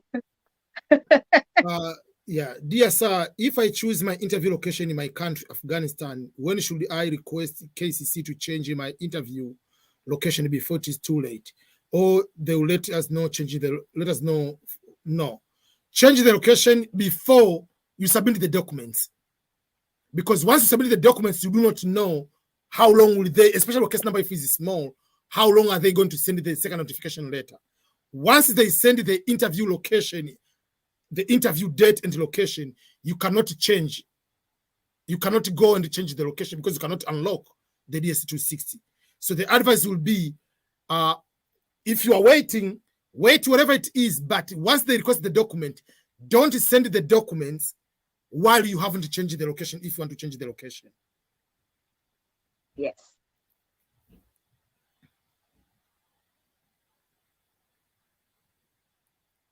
Okay. Mr. IBM, can you now take us through qualifying with work experience? Okay. Yeah, that is one. Yesu. He's saying something to do with dropping out of high school. Okay. So he can qualify with work experience. There are 2 things here. There is a lottery application and there is interview. Those are 2 things different. In the diversity visa lottery, in order to participate, you need to have either high school education or 2 years of qualifying work experience. But in the form, there is no any place to mention work experience. You just tick the education. And even if you tick education, whether it's primary or PhD, that information is not processed during the selection process. Selection doesn't look that thing. That's why, if it's my opinion, I will ask the US government to remove that portion because it means nothing. Because you don't use that information in anywhere. Because you assume, because if someone says it's primary, you don't give the chance of the person to put how many years of work experience. And still you are not using that information to process winning or selection. Selection is random without considering that. So qualifying for work experience, it means you don't have high school. And when you apply, you will put your exact education level, whether it's primary or vocation. But if you win now, When you are going to fill the DS-260, which is the visa form, that is when you have to include clearly your work experience. And qualifying with work experience, it means you needed to have a training to show what you are doing, you went to school for, or you needed to show on-job training before you start that particular job. For instance, you're a mechanic. Did you go to a mechanic school, vocational education center in your country to take a certificate or diploma? Did you get on-job training? Did your job require at least 2 years of work experience before you started that job? So they are going to look, what training did you get? Whether it's professional in school, then on-job training before you started that job, and the magnitude of the job. For instance, if you say you were a chef, what cooking school did you go? What culinary school did you go? Then if you are cooking, where are you cooking? Are you cooking just chapati and ugali at your home and nearby people, 10 people are coming to buy, or you are going to cook at a 5-star hotel? So that is going to differ. So we are not going to look about the title, because sometimes someone says, oh, I work at McDonald's. So what if you're working at McDonald's? It's an American company. So what? Being an American company or working at Mary Brown or working at KFC in Kenya means nothing. Are you a manager or are you a cleaner at KFC? What training do you have? So those are going to look at. So my advice, I usually tell people on work experience, if you apply for the DVL, start yourself, apart from other things. Work experience can be paid or unpaid work experience. So start volunteering to the orphanage centers, to other organizations, so that you can have more work experience, just in case, because if you go with one and they deny that one, you are toasted.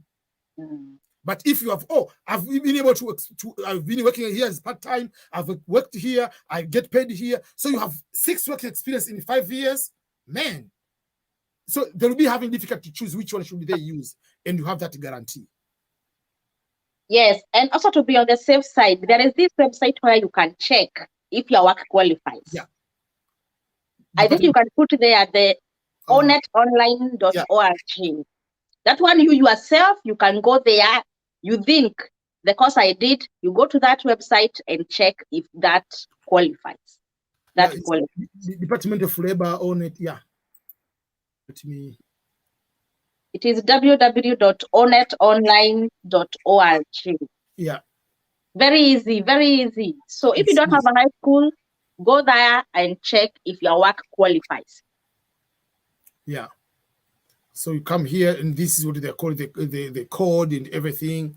So if you say you are cook or security, you'll be able to look like what kind of food qualifies. They will give you the numbers. So all those kind of, if you're working fast food, if it's private, whatever. So they give the explanation, then they will be having the job zone and all those range. So this one is below 4.0. You were supposed to have 7, right? Yeah, it's supposed to have 7 or greater than 7. Yeah. Anything less than 7. So, yeah. So, for instance, you see, this is working at cooks at a restaurant. Let's see what will it be. You see, this one is around here. It hasn't gone far. Okay. So that's why you needed to have so dietetic technician. This will be more professional. You see, is smaller than 7 still, but so that's why you need to know this kind of job, these experiences, what school did you go, all those kind of things. Food service managers, because of the manager, it will be a little bit more. Oh, still, whatever it is, but that is something you needed to look at. That's why it is finding a way on how you can get education to reduce, because this one, someone can be able to scrutinize you a lot. But education, I have high school, I have whatever bachelor degree, or I'm at the university. Even if you are first year, I'm at the university.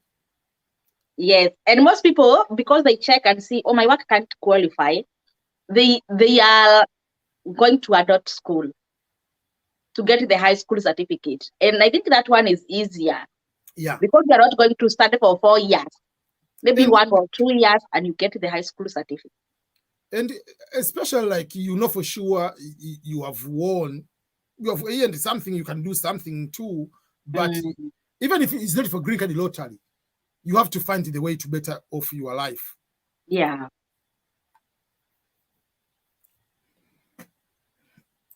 Okay.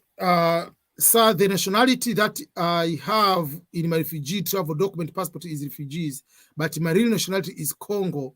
So which one should I use while applying for the DV lottery? You are Congolese, place of birth you are Congo, but the passport you are using is refugee passport. Does that make sense? Because let me give you an example. You were born in Kenya. You went in England, you took the citizenship of England, you have passport of England. But when you apply for the DV lottery, you are applying basing on the country of birth. When they ask for the passport is just to prove that you are not a scam. That's the reason of the passport.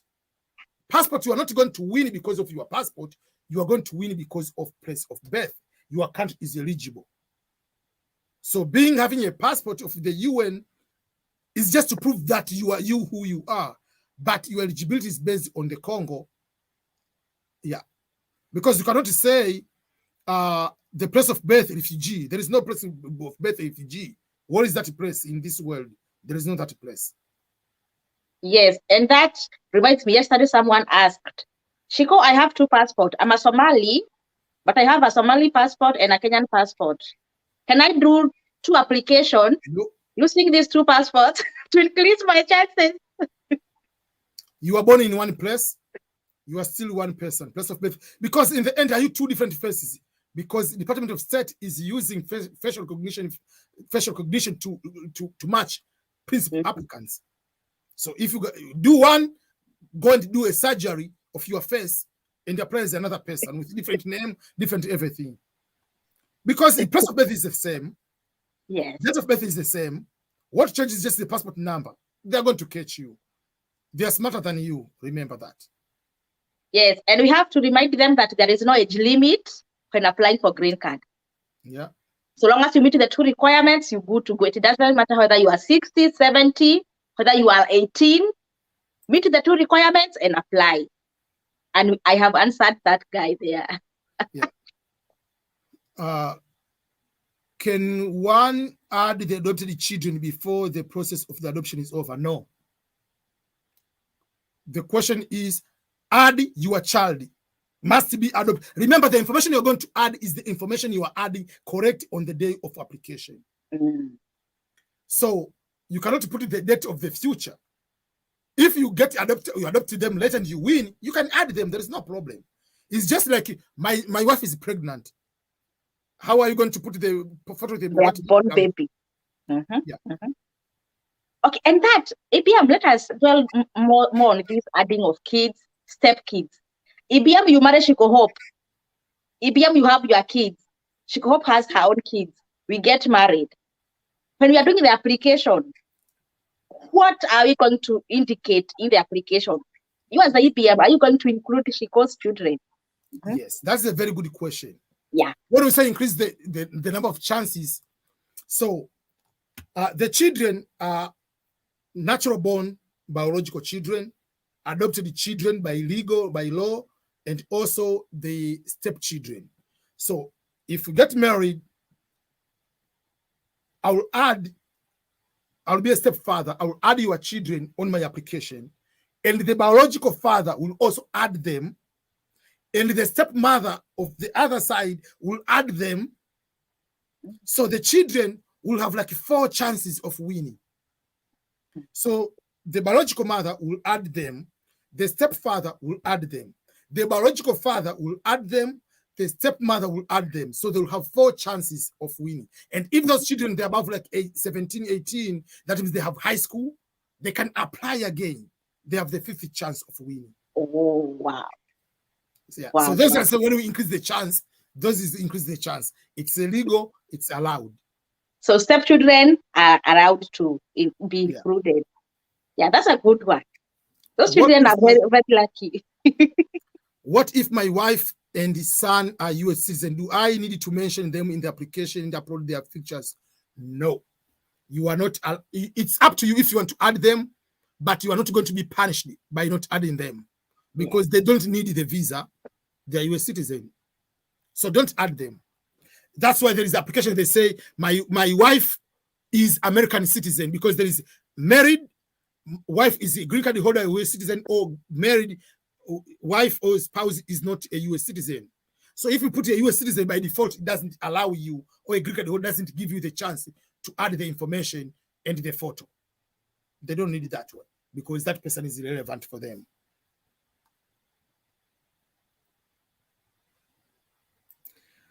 I'm 21 years old. Can my dad include me in the application and still process mine?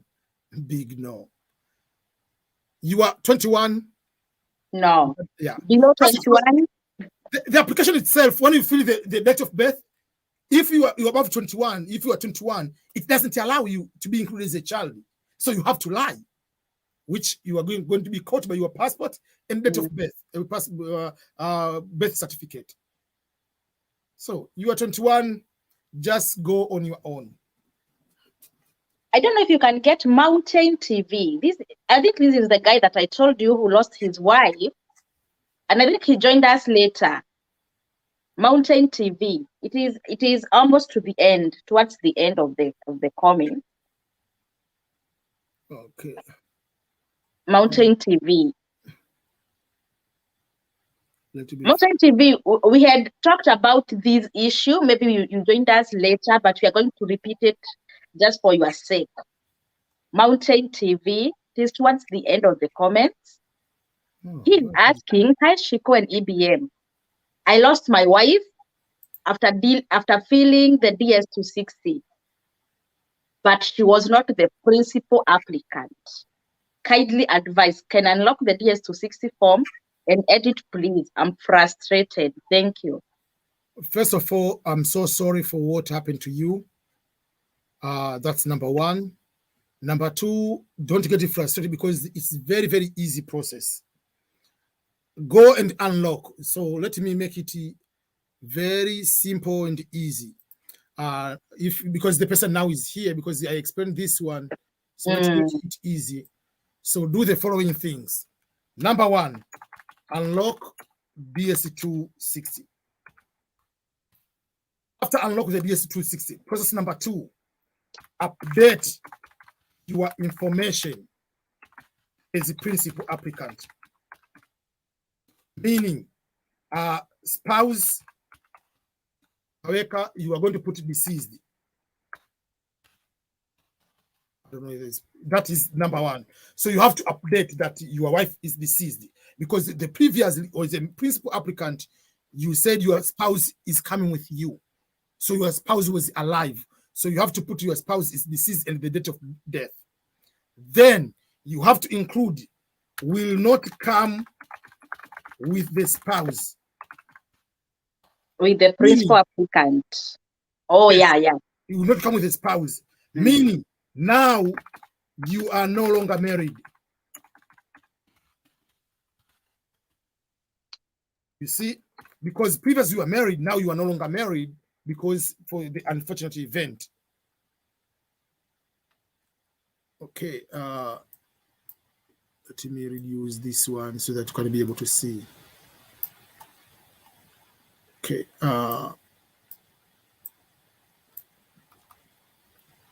Okay.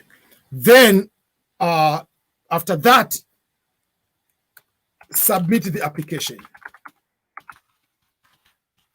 I was saying, so these are the steps you do. After that, you do nothing. You cannot change anything from the wife because there is another profile of accompanying person, derivative.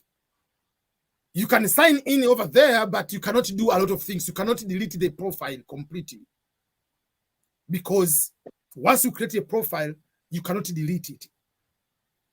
You can go whatever you say because maybe deceased, whatever, but you cannot do anything. You can be able to go and do this way. That means when you go to the interview, you go as alone because the person is deceased, and then you'll be able to be given the visa and to come alone as a principal applicant. So those are the steps you need to do. And it's normal. Don't get too frustrated. And so sorry for your loss. Yes. Another question from one military. I don't know if it is military.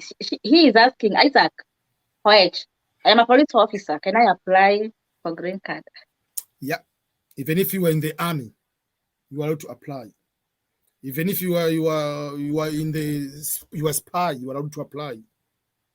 There is no, if you are in the army, not police, if you're in the army, you will be required also to submit the military record. Why? Because just like a police clearance deals with a civilian. You need to have that one. But the military, you have court-martial. So the court-martial is not part of the normal records. That's why they need a military record. But if you're police, they don't care about the record from your police. It's just a job like any other job.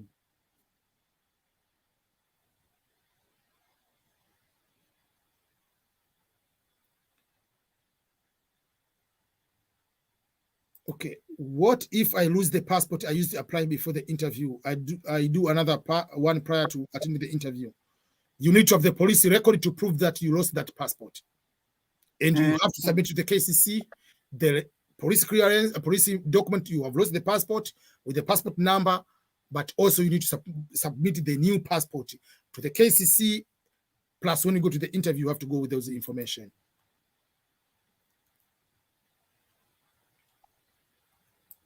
Can you pray for me, sir? For me, even if I pray for anybody, doesn't mean that you are going to win. Just want to let you know that. Okay, I can answer Joka, Mr. Joka. I can tell him Shiko Hope has a cyber in Nairobi, and we are applying for you from wherever you are. Just come to our WhatsApp group and connect with us. We are going to help you, but our application will be done in Kenya. It will not be done in America. Yeah, someone wants to apply from America. No. Mr. IBM, you told us there is no any increasing chances because it is done in America. It doesn't matter. Yeah, it doesn't matter. It doesn't change anything. It doesn't give you any advantage. Yes. The only thing is don't apply on the last day because website will be slow. Costume gaming, what is your question? Because she wants, there are so many questions. So if we haven't answered your question, please, we apologize. Yes. When you want us to answer, like Royce, you say, Shiko Hope Aki answer me too. Now you could now return the question again. Write the question again. We are going to see the question. So many questions that are here. Do I need to include my child who is a US citizen, my DS-260? No, you don't. He's already a US citizen. Has he survived the complications and the struggles? This reminded me the day Benedict was born. I was still, for me, I got married in May 2010, but I didn't apply the green card until almost end of 2011. So Benedict was born on February 2011, whatever, 22, whatever. So when he was born, the day he was born, like they come there, they take the birth certificate information and the Social Security, it comes there. Social Security doesn't have like with the Department of Homeland Security approved. Like, this kid is born today, he's already a US citizen. The father is still struggling here. Yeah.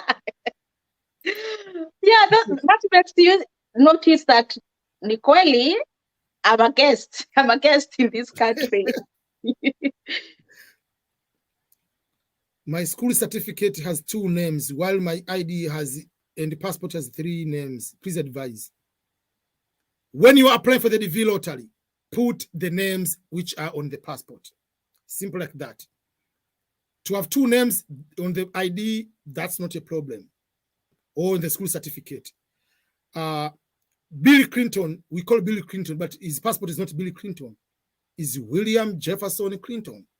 What? What? Yeah. Dick Cheney, the vice president, is not, his name is not Dick Cheney. Dick Cheney, Dick is just a nickname for Richard. Wow. Yeah. Bob Dole is Richard Dole.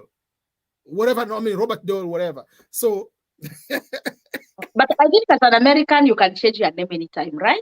yeah. I can change my name when I get citizenship and call myself Shiko Hope. You. Yeah, you can. Oh, there is that guy, basketballer, the one, first of all, he changed his name to Meadow World Peace. That is his official name now. Wow. Yeah, there is that option. Yeah, so he changed Meadow World Peace, his name. Or there is the guy, there's one guy is called Osechinko. Osechinko is number 85 in Spanish language. So his name is Chad. While he was playing American football, he was just number 85. So because he was so popular in that 85, and because he played in he had so many fans who were Mexican, he's a black guy. So he changed his official name to Osechinko. And he just is Osechinko, but his name is Chad. Oh, wow.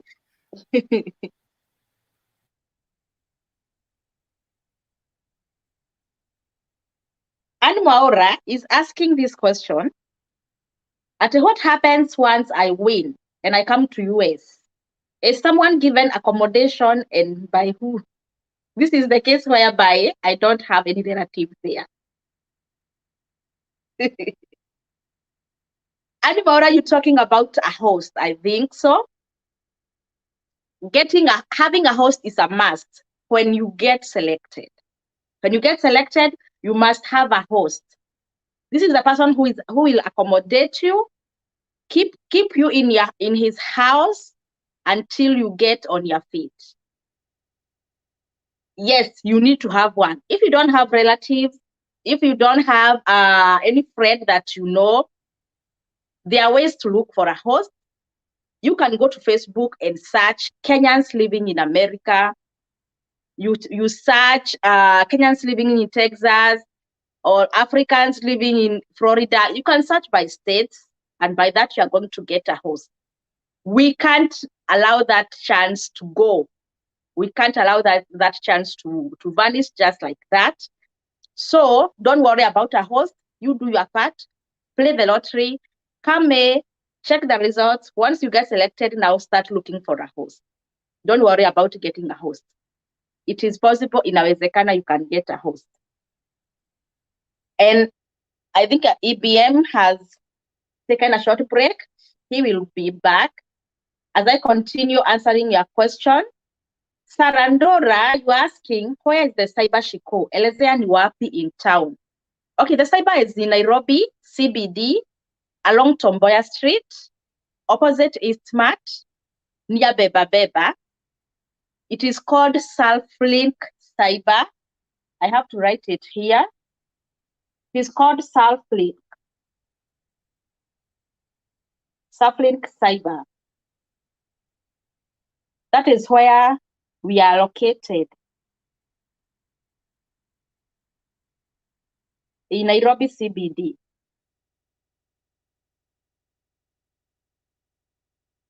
And we can do your application from wherever you are.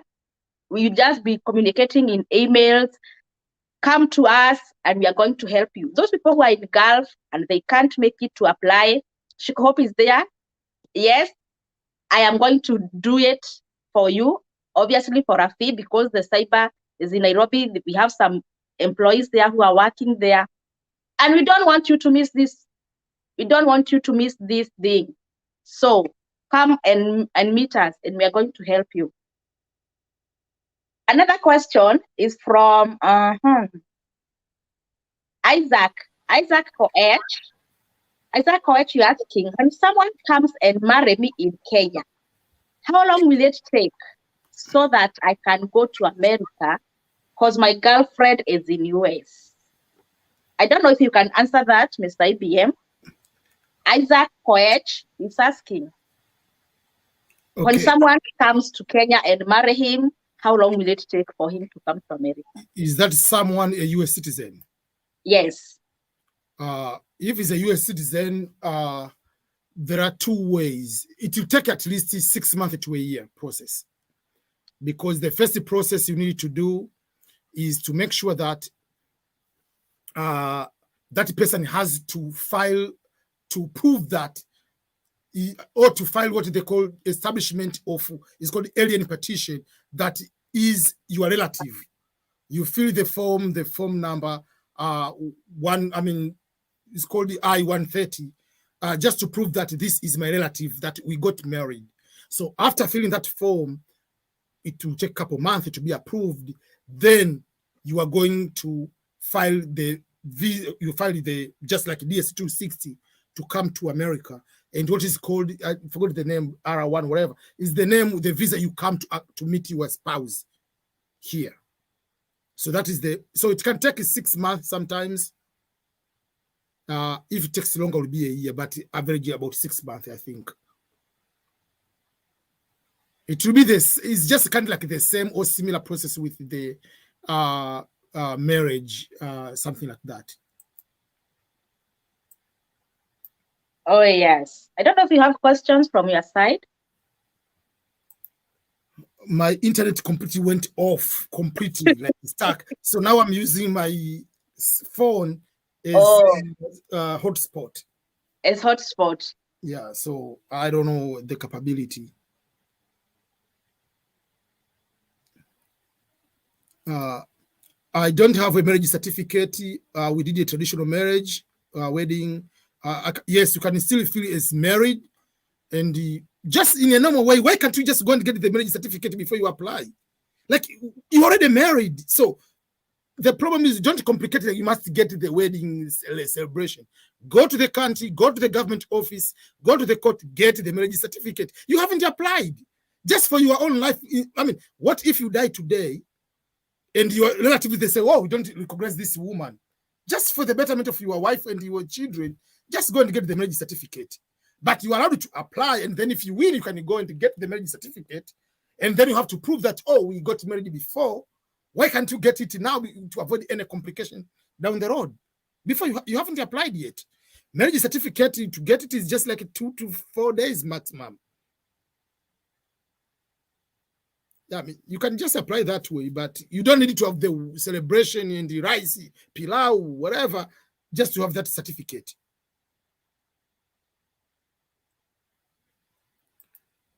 My secondary certificate and my other certificate have different date of birth. Will it be a problem if I win? You get the lawyer to write affidavit of what? Yeah, to correct the dates. Yeah, but the date which matters is the one on the passport. The birth certificate, the school certificate is to prove that you have that education. That is the aim of that certificate, not to prove the date of birth. The date of birth will be proven by birth certificate and the passport. Mountain TV is thanking us for our help. He will do as we have advised. Okay, thank you so much and all the best. Nyao Simase, you're asking about being a single mom and you want to include your kid in case you win time of interview. Can they ask me about the father of the baby? No, they don't. But if the birth certificate of the baby have the dad's names, even if sometimes they do. In Kenyan embassy, they do. Usual, it is very complicated if the father is want to come to with the children, because you have to, sometimes they want to prove the DNA. The father is a more problem than a mother, because by law, remember they deal with American law, the child or children are mother's children. Yes, they can ask to prove that everything's okay, you're not stealing the kids, but they don't need permission from the father. But a father to go with the children, that will be a problem. But it is good to be prepared. You don't know the counselor that you're going to face on that day. Yeah. I mean, even if they go, they don't deny you the visa. They will tell you, go and bring this document. The good thing is they're not denying you the visa. They will put you on AP. You'll be put on AP and you are going to be like, EPM, now I'm on AP. I don't know where this guy went. Yeah. We don't talk. Where am I going to get him? What if you applied that you are married, but you dropped the marriage at the embassy because of financial difficulty? Can you agree in one person to go? It's up to you. I mean, if one person doesn't show up to the interview, they don't call you anything, it doesn't show up. It's just like you put your interview date on this day and you don't go, interview goes away. So if the husband goes, the woman doesn't come, they don't give the visa. But I usually tell people, you do not know what is a green card. Do whatever it takes. Sell anything you want if your dream is to come to America. Come here, arrive here today, and tomorrow your spouse takes the flight back. The first for enter in America, you have that stamp, you have entered here. Even if next day you go back, there is no problem because the card will be sent. You already have a green card once you arrive here. But before you cross that border, you don't have it. Because the energy, the money, now you say you don't have the money you will be spending to bring your wife later will be more than the money you are spending now to come to start your life in America. You will start going to the lawyer, you will have stress, you will be spending the money here and the money in Africa or whatever country you are, it will be so much. So do whatever it takes to come together because it's just a flight ticket and a visa fee. Sell your phone, sell your shoes, do whatever it takes if you want to come here. And after all, if you are two, it's better than one. Because if both of you are going to work, let's say on Amazon, $15 per hour, for two people, it's $30 per hour. You'll be having over 5,000 than if you are one. So just trying to give you a heads up. Aspire to Inspire. That's a good name, right? Aspire to Inspire is saying, Shiko Hope and EBM, awesome work. Keep up the good job. Thank you. Thank you. Thank you. This person is sending over and over the question. We already answered it. Yes, Masinyao, we answered your question 2 minutes ago. We have answered your question.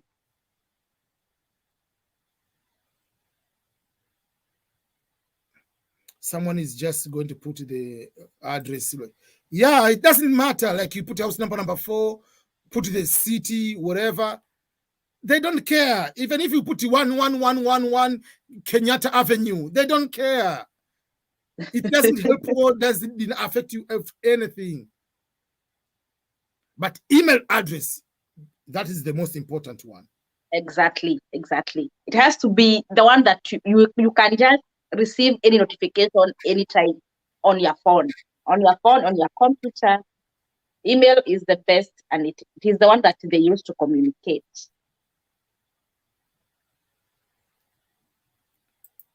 Please talk about the envelope you were given to the embassy after giving the visa. Isn't it very delicate? If mishandled, what can happen? Okay, you can answer that one. Don't open. Yeah, you are warned. Don't open. Keep it safe. Away from children. You come with it. Actually, when you are packing, you don't pack it in your luggage bag. You put it in your carry-on. Yeah. Carry-on, because you are going to provide it at the point of entry once you arrive at your first airport in America. That's before you get to your bag. Yeah, that is when it will be opened. And it will be just so. This is ABM Scorers. He won green card. This is the information. He will look at the computer and all your details will be there, and you're going to be admitted to the United States of America. And that will allow them to stamp on your passport that you are here legally. Now you are free to relocate to any state of your choice. Yeah. Yeah. What if you use a phone to take a photo? Is there any problem? No. Do you know? Problem. Let me give you an example. You use a camera. Most of the camera will be going to the studio in Kenya or in Tanzania. There will be about $500 camera. iPhone 13 is $1,500 US dollar. So which one has the better camera? iPhone 13 or you are the point is not about the camera. The point is the quality of the photo. If you're using a tablet, you can use iPad mini, the latest version, $2,000 US dollar. It depends on the quality. If you use Techno, yes, the point is not about the phone. The point is the quality of the camera is poor. That matters there. So is it good to apply immediately upon the website opening at 8 p.m.? First of all, the website opens at 7 p.m. You're already late, my friend. Yeah, 7 p.m. will be 12 noon of Eastern. On our time will be 11. Shiko and I will be having it will be 11 a.m. our time. I will be live at that time, I hope. I don't plan. I will take the time off from 11 and noon for those 2 hours. I will be live at I believe around that time. So yes and no. It's not I mean, if you apply, it's okay, but there is no competition to apply on the first day.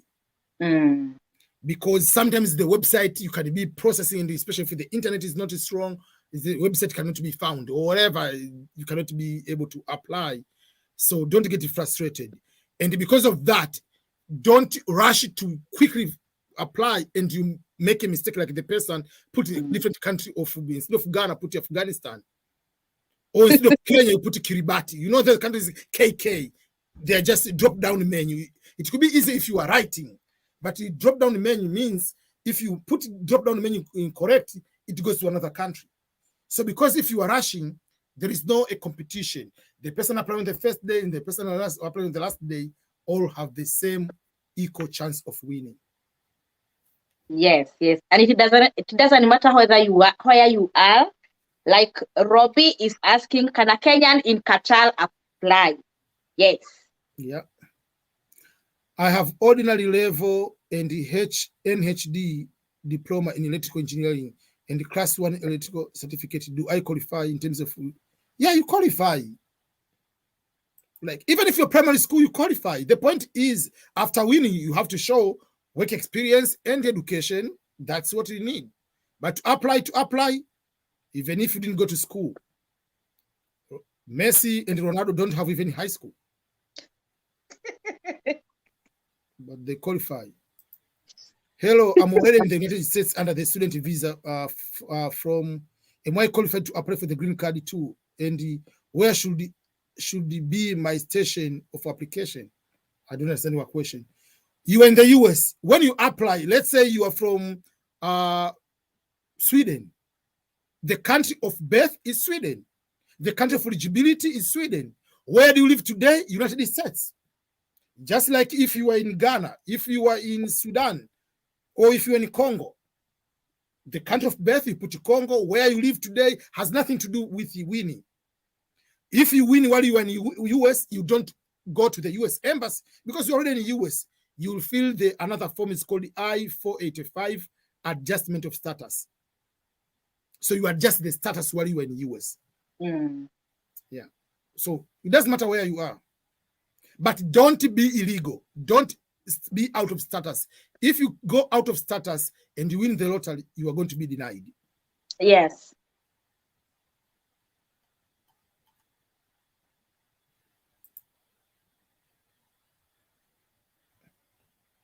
Can you, must I report to the US after receiving my green card?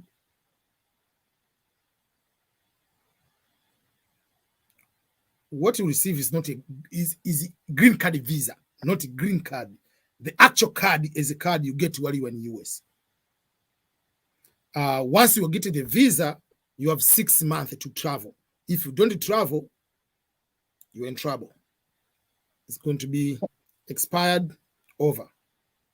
Yes, and that reminds me, someone commented somewhere that you can appeal. you can find a lawyer. Listen, this is the law. No one is allowed to appeal for any decision by the visa consular officer. Given the visa is a privilege. You are allowed to apply as a brand new, but you cannot apply as a lottery. As a brand new. Go and apply. They will tell you to go and apply. The only people, even with the immigration suspension, they are being allowed to go there is a U.S. court, not a court in your country to force a U.S. embassy. Which you are in Tanzania and the Tanzanian court to force a U.S. government to give the visa. Who are you? Why do you need you have over 6 months? Why didn't you travel? That is the law. If you didn't go, you didn't want to go. The law says if you don't go, it's over. You breach the contract. What are you appealing? Yes, and that person was rude actually, because I asked him, can you explain more about appealing? And he told me that I go to Google University, it is just a click away. And I was like, really? Have you ever heard of appealing? It is your responsibility. Why did you leave the visa to expire? Yeah. Some people are moving around giving false information. And I'm very, very sad about that. If not just a green card, any type of visa, you are not allowed to appeal. You are going to apply. Let's say they deny you the tourist visa. You cannot appeal. You can get more evidences, more documentation to apply again. For the lottery, there is no problem. They will tell you, go and apply another lottery. That's how it is, unfortunately. Lintri Zawajiko, you're saying that your mom and dad separated and you'd like your mom to apply. How will she apply? Single or separated? Is it separated by court? If it's not by court, they're not separated. Did they have a marriage certificate at the first place? First of all, if it's a marriage certificate, that's number one. Number two, separation must be by the court. Without the court, that is not separation. That is part of the instruction. I like this instruction. They're becoming my Bible nowadays. Just wait.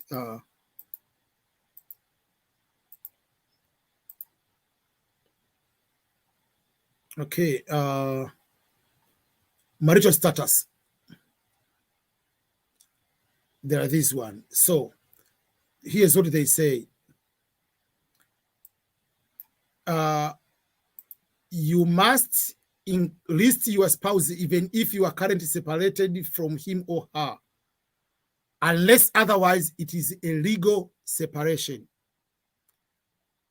Legal separation is an arrangement where a couple remains married but lived apart following the court order, not because you put too much salt in the food.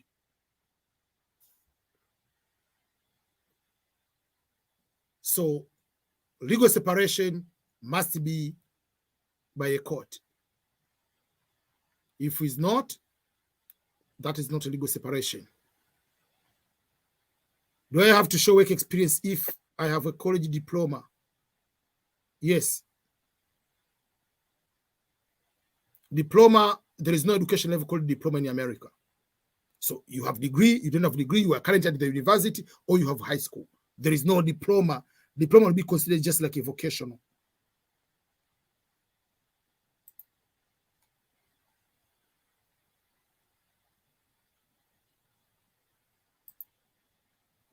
Okay.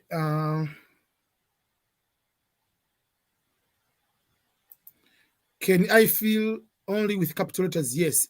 That's when I feel myself. For anybody, I prefer to use capital letters. The reason being, I just avoid to make any unnecessary mistakes.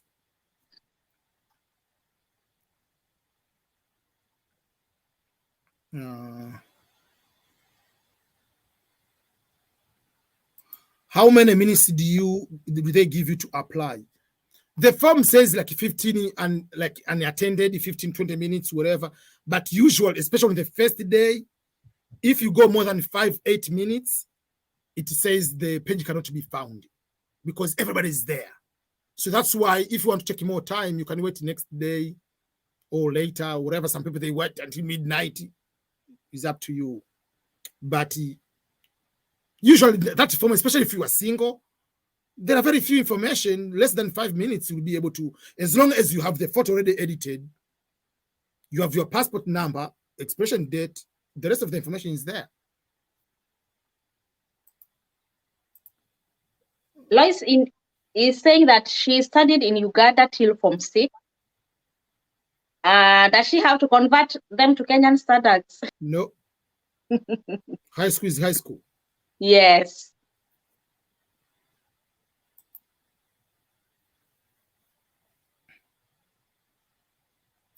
For example, when a repair denied a visa, if she or can reappeal in less than 2 weeks, they do get and pay nothing. But German is, yeah, that is German. US visa is a privilege to come to the greatest country on the planet Earth. people they say I talk too much about US. It is the dream of someone in London to come to New York. It is the dream someone from Berlin, from Madrid to come to United States of America. But it's not the dream of American to go to German. Exactly. That is the truth. It is the number one country on planet Earth. Yeah, so that's why they can do whatever they want, because they know that they're the best. I mean, you can talk about the quality of life, about Scandinavian is better. You can do whatever it is, but when it comes to the privilege, like you are American, that's the next level.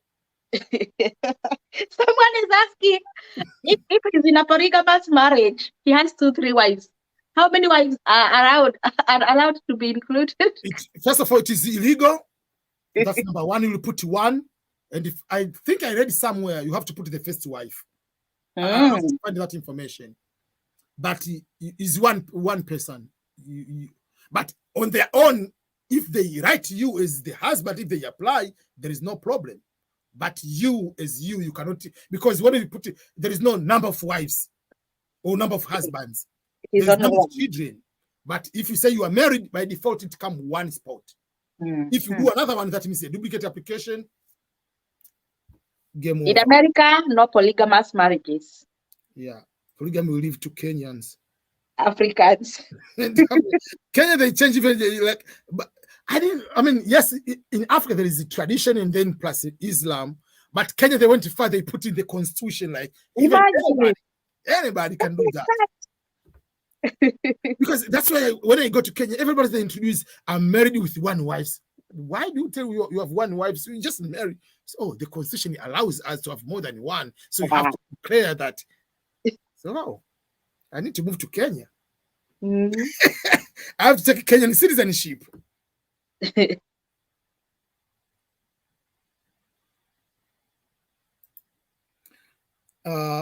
Not to sound rude, I'm a British Ugandan citizen. I've been in America many times. It is a beautiful country, but I can relocate to live there. It is just not a place to live for me. Yeah, I understand. In the US, it doesn't mean that it's great in terms of the everything, but the prestige they have been standard there.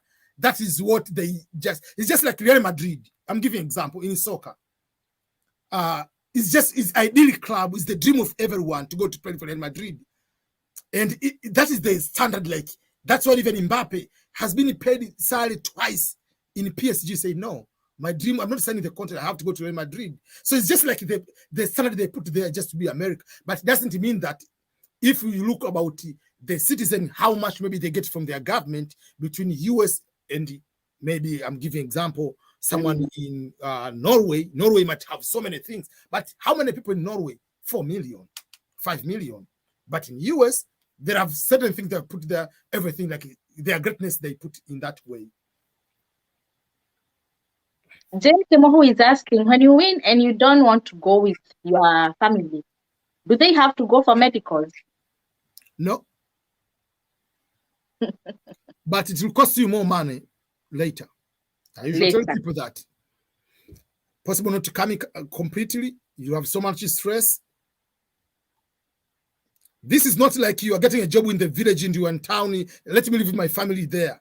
This is opportunity. Is the only opportunity you can come all at once and be all green card holder.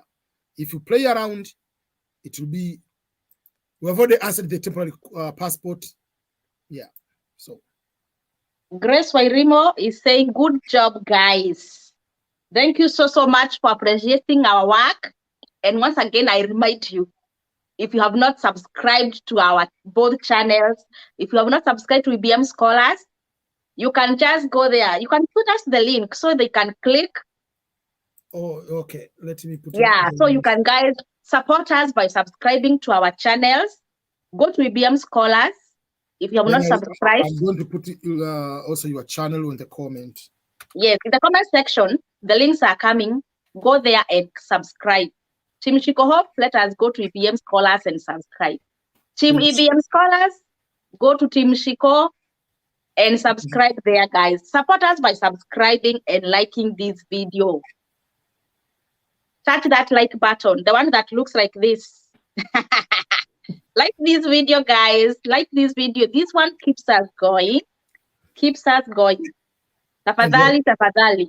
We have been here for 2.5 hours, so we have to end in the end. Yeah, we have to. Yeah, for the next 5 minutes, we'll be done. So someone guys, is asking for the Telegram. I have a Telegram group. I don't have a WhatsApp group. I mean, there are groups. I'm no longer in those groups because my number is more private now because people were calling me anytime. They think that, yeah. You know what? You just decline. You just decline. Let them leave a text. So for that particular situation, so I have the what Telegram. Telegram, you can hide your number. People cannot see your number. They can send a message there, but they cannot call me direct. Okay, so put every link so people can join those groups. So that's why I put the guys, support us. We are giving you this information for free. The only thank you that you can give us is just liking our videos, subscribing to our channels. Yeah, let those likes come. Subscribe.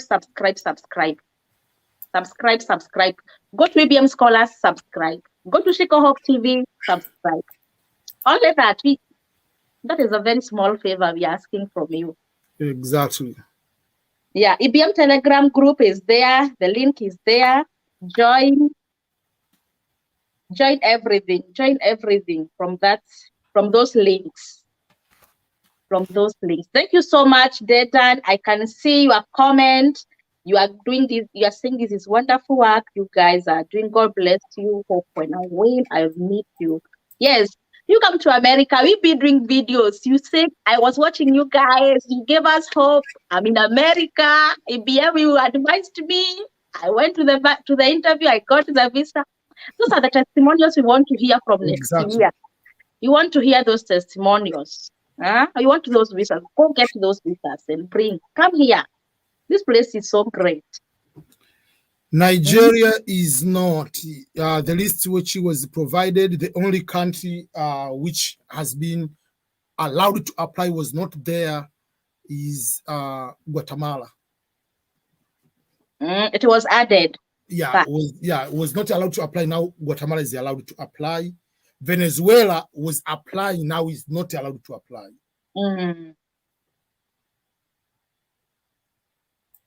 I don't know if one of my people in WhatsApp group can send the WhatsApp link. I don't know.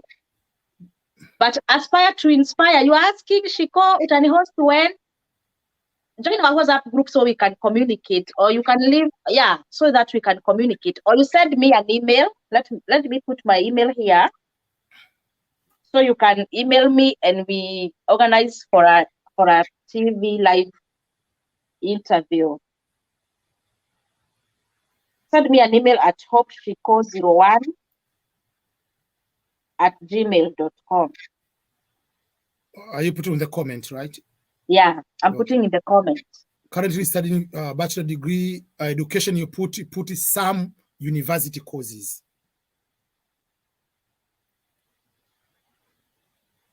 Okay, that is the email. Yeah, the email is there. If you want to reach me, aspire to inspire, email me through that email and to Tapanga.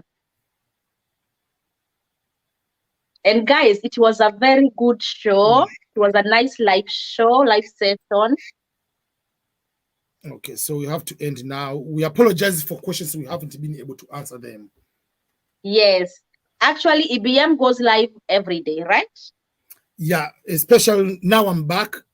I'll be going live from noon my time, which will be 5 p.m. in West Africa, which will be 8 p.m. in East Africa. Yes. Even on Shiko Hope TV, we have started our countdown to the green card application. We are ringing bells for luck every day from yesterday, continuing until 9th of November. Don't miss out.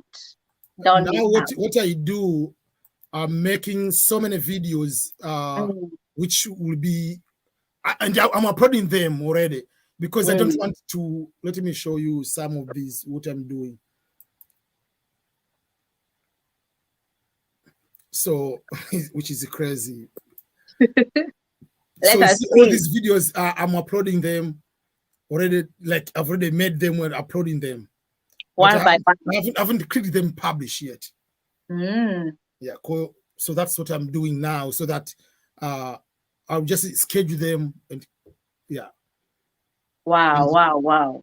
Tonight, thank you so much. I will not sleep because I have to finish writing the book, which is this one.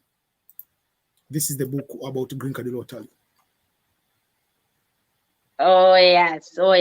Thank you so much, guys, for tuning in for today's live session. It is 2 hours, 36 minutes since we started, and I know you have gained one thing or two. Make sure you share the information with your people, your family, your neighbors. And let me tell you guys, don't be selfish with this information. Share. One thing I know about Green Card EPM, and I know you are going to agree with me. In your family, your moms, your aunties, your uncles, your cousins, if all of you will apply for this green card, lazima, one of you will get selected. Definitely. So even if you're not be the one who will be selected, share with your people so at least one of you will benefit. If you be selfish with the information and you lose, you all lose. So yeah. Share. Inawezekana. Yeah. So thank you so much, each and everyone. We appreciate, and you will be back very soon. Yeah, you'll be back very soon. My WhatsApp group is already there, guys. Scroll down to the last comment and click on that WhatsApp group and join us. Thank you so much. See you on our next videos. Okay. Bye-bye, everyone.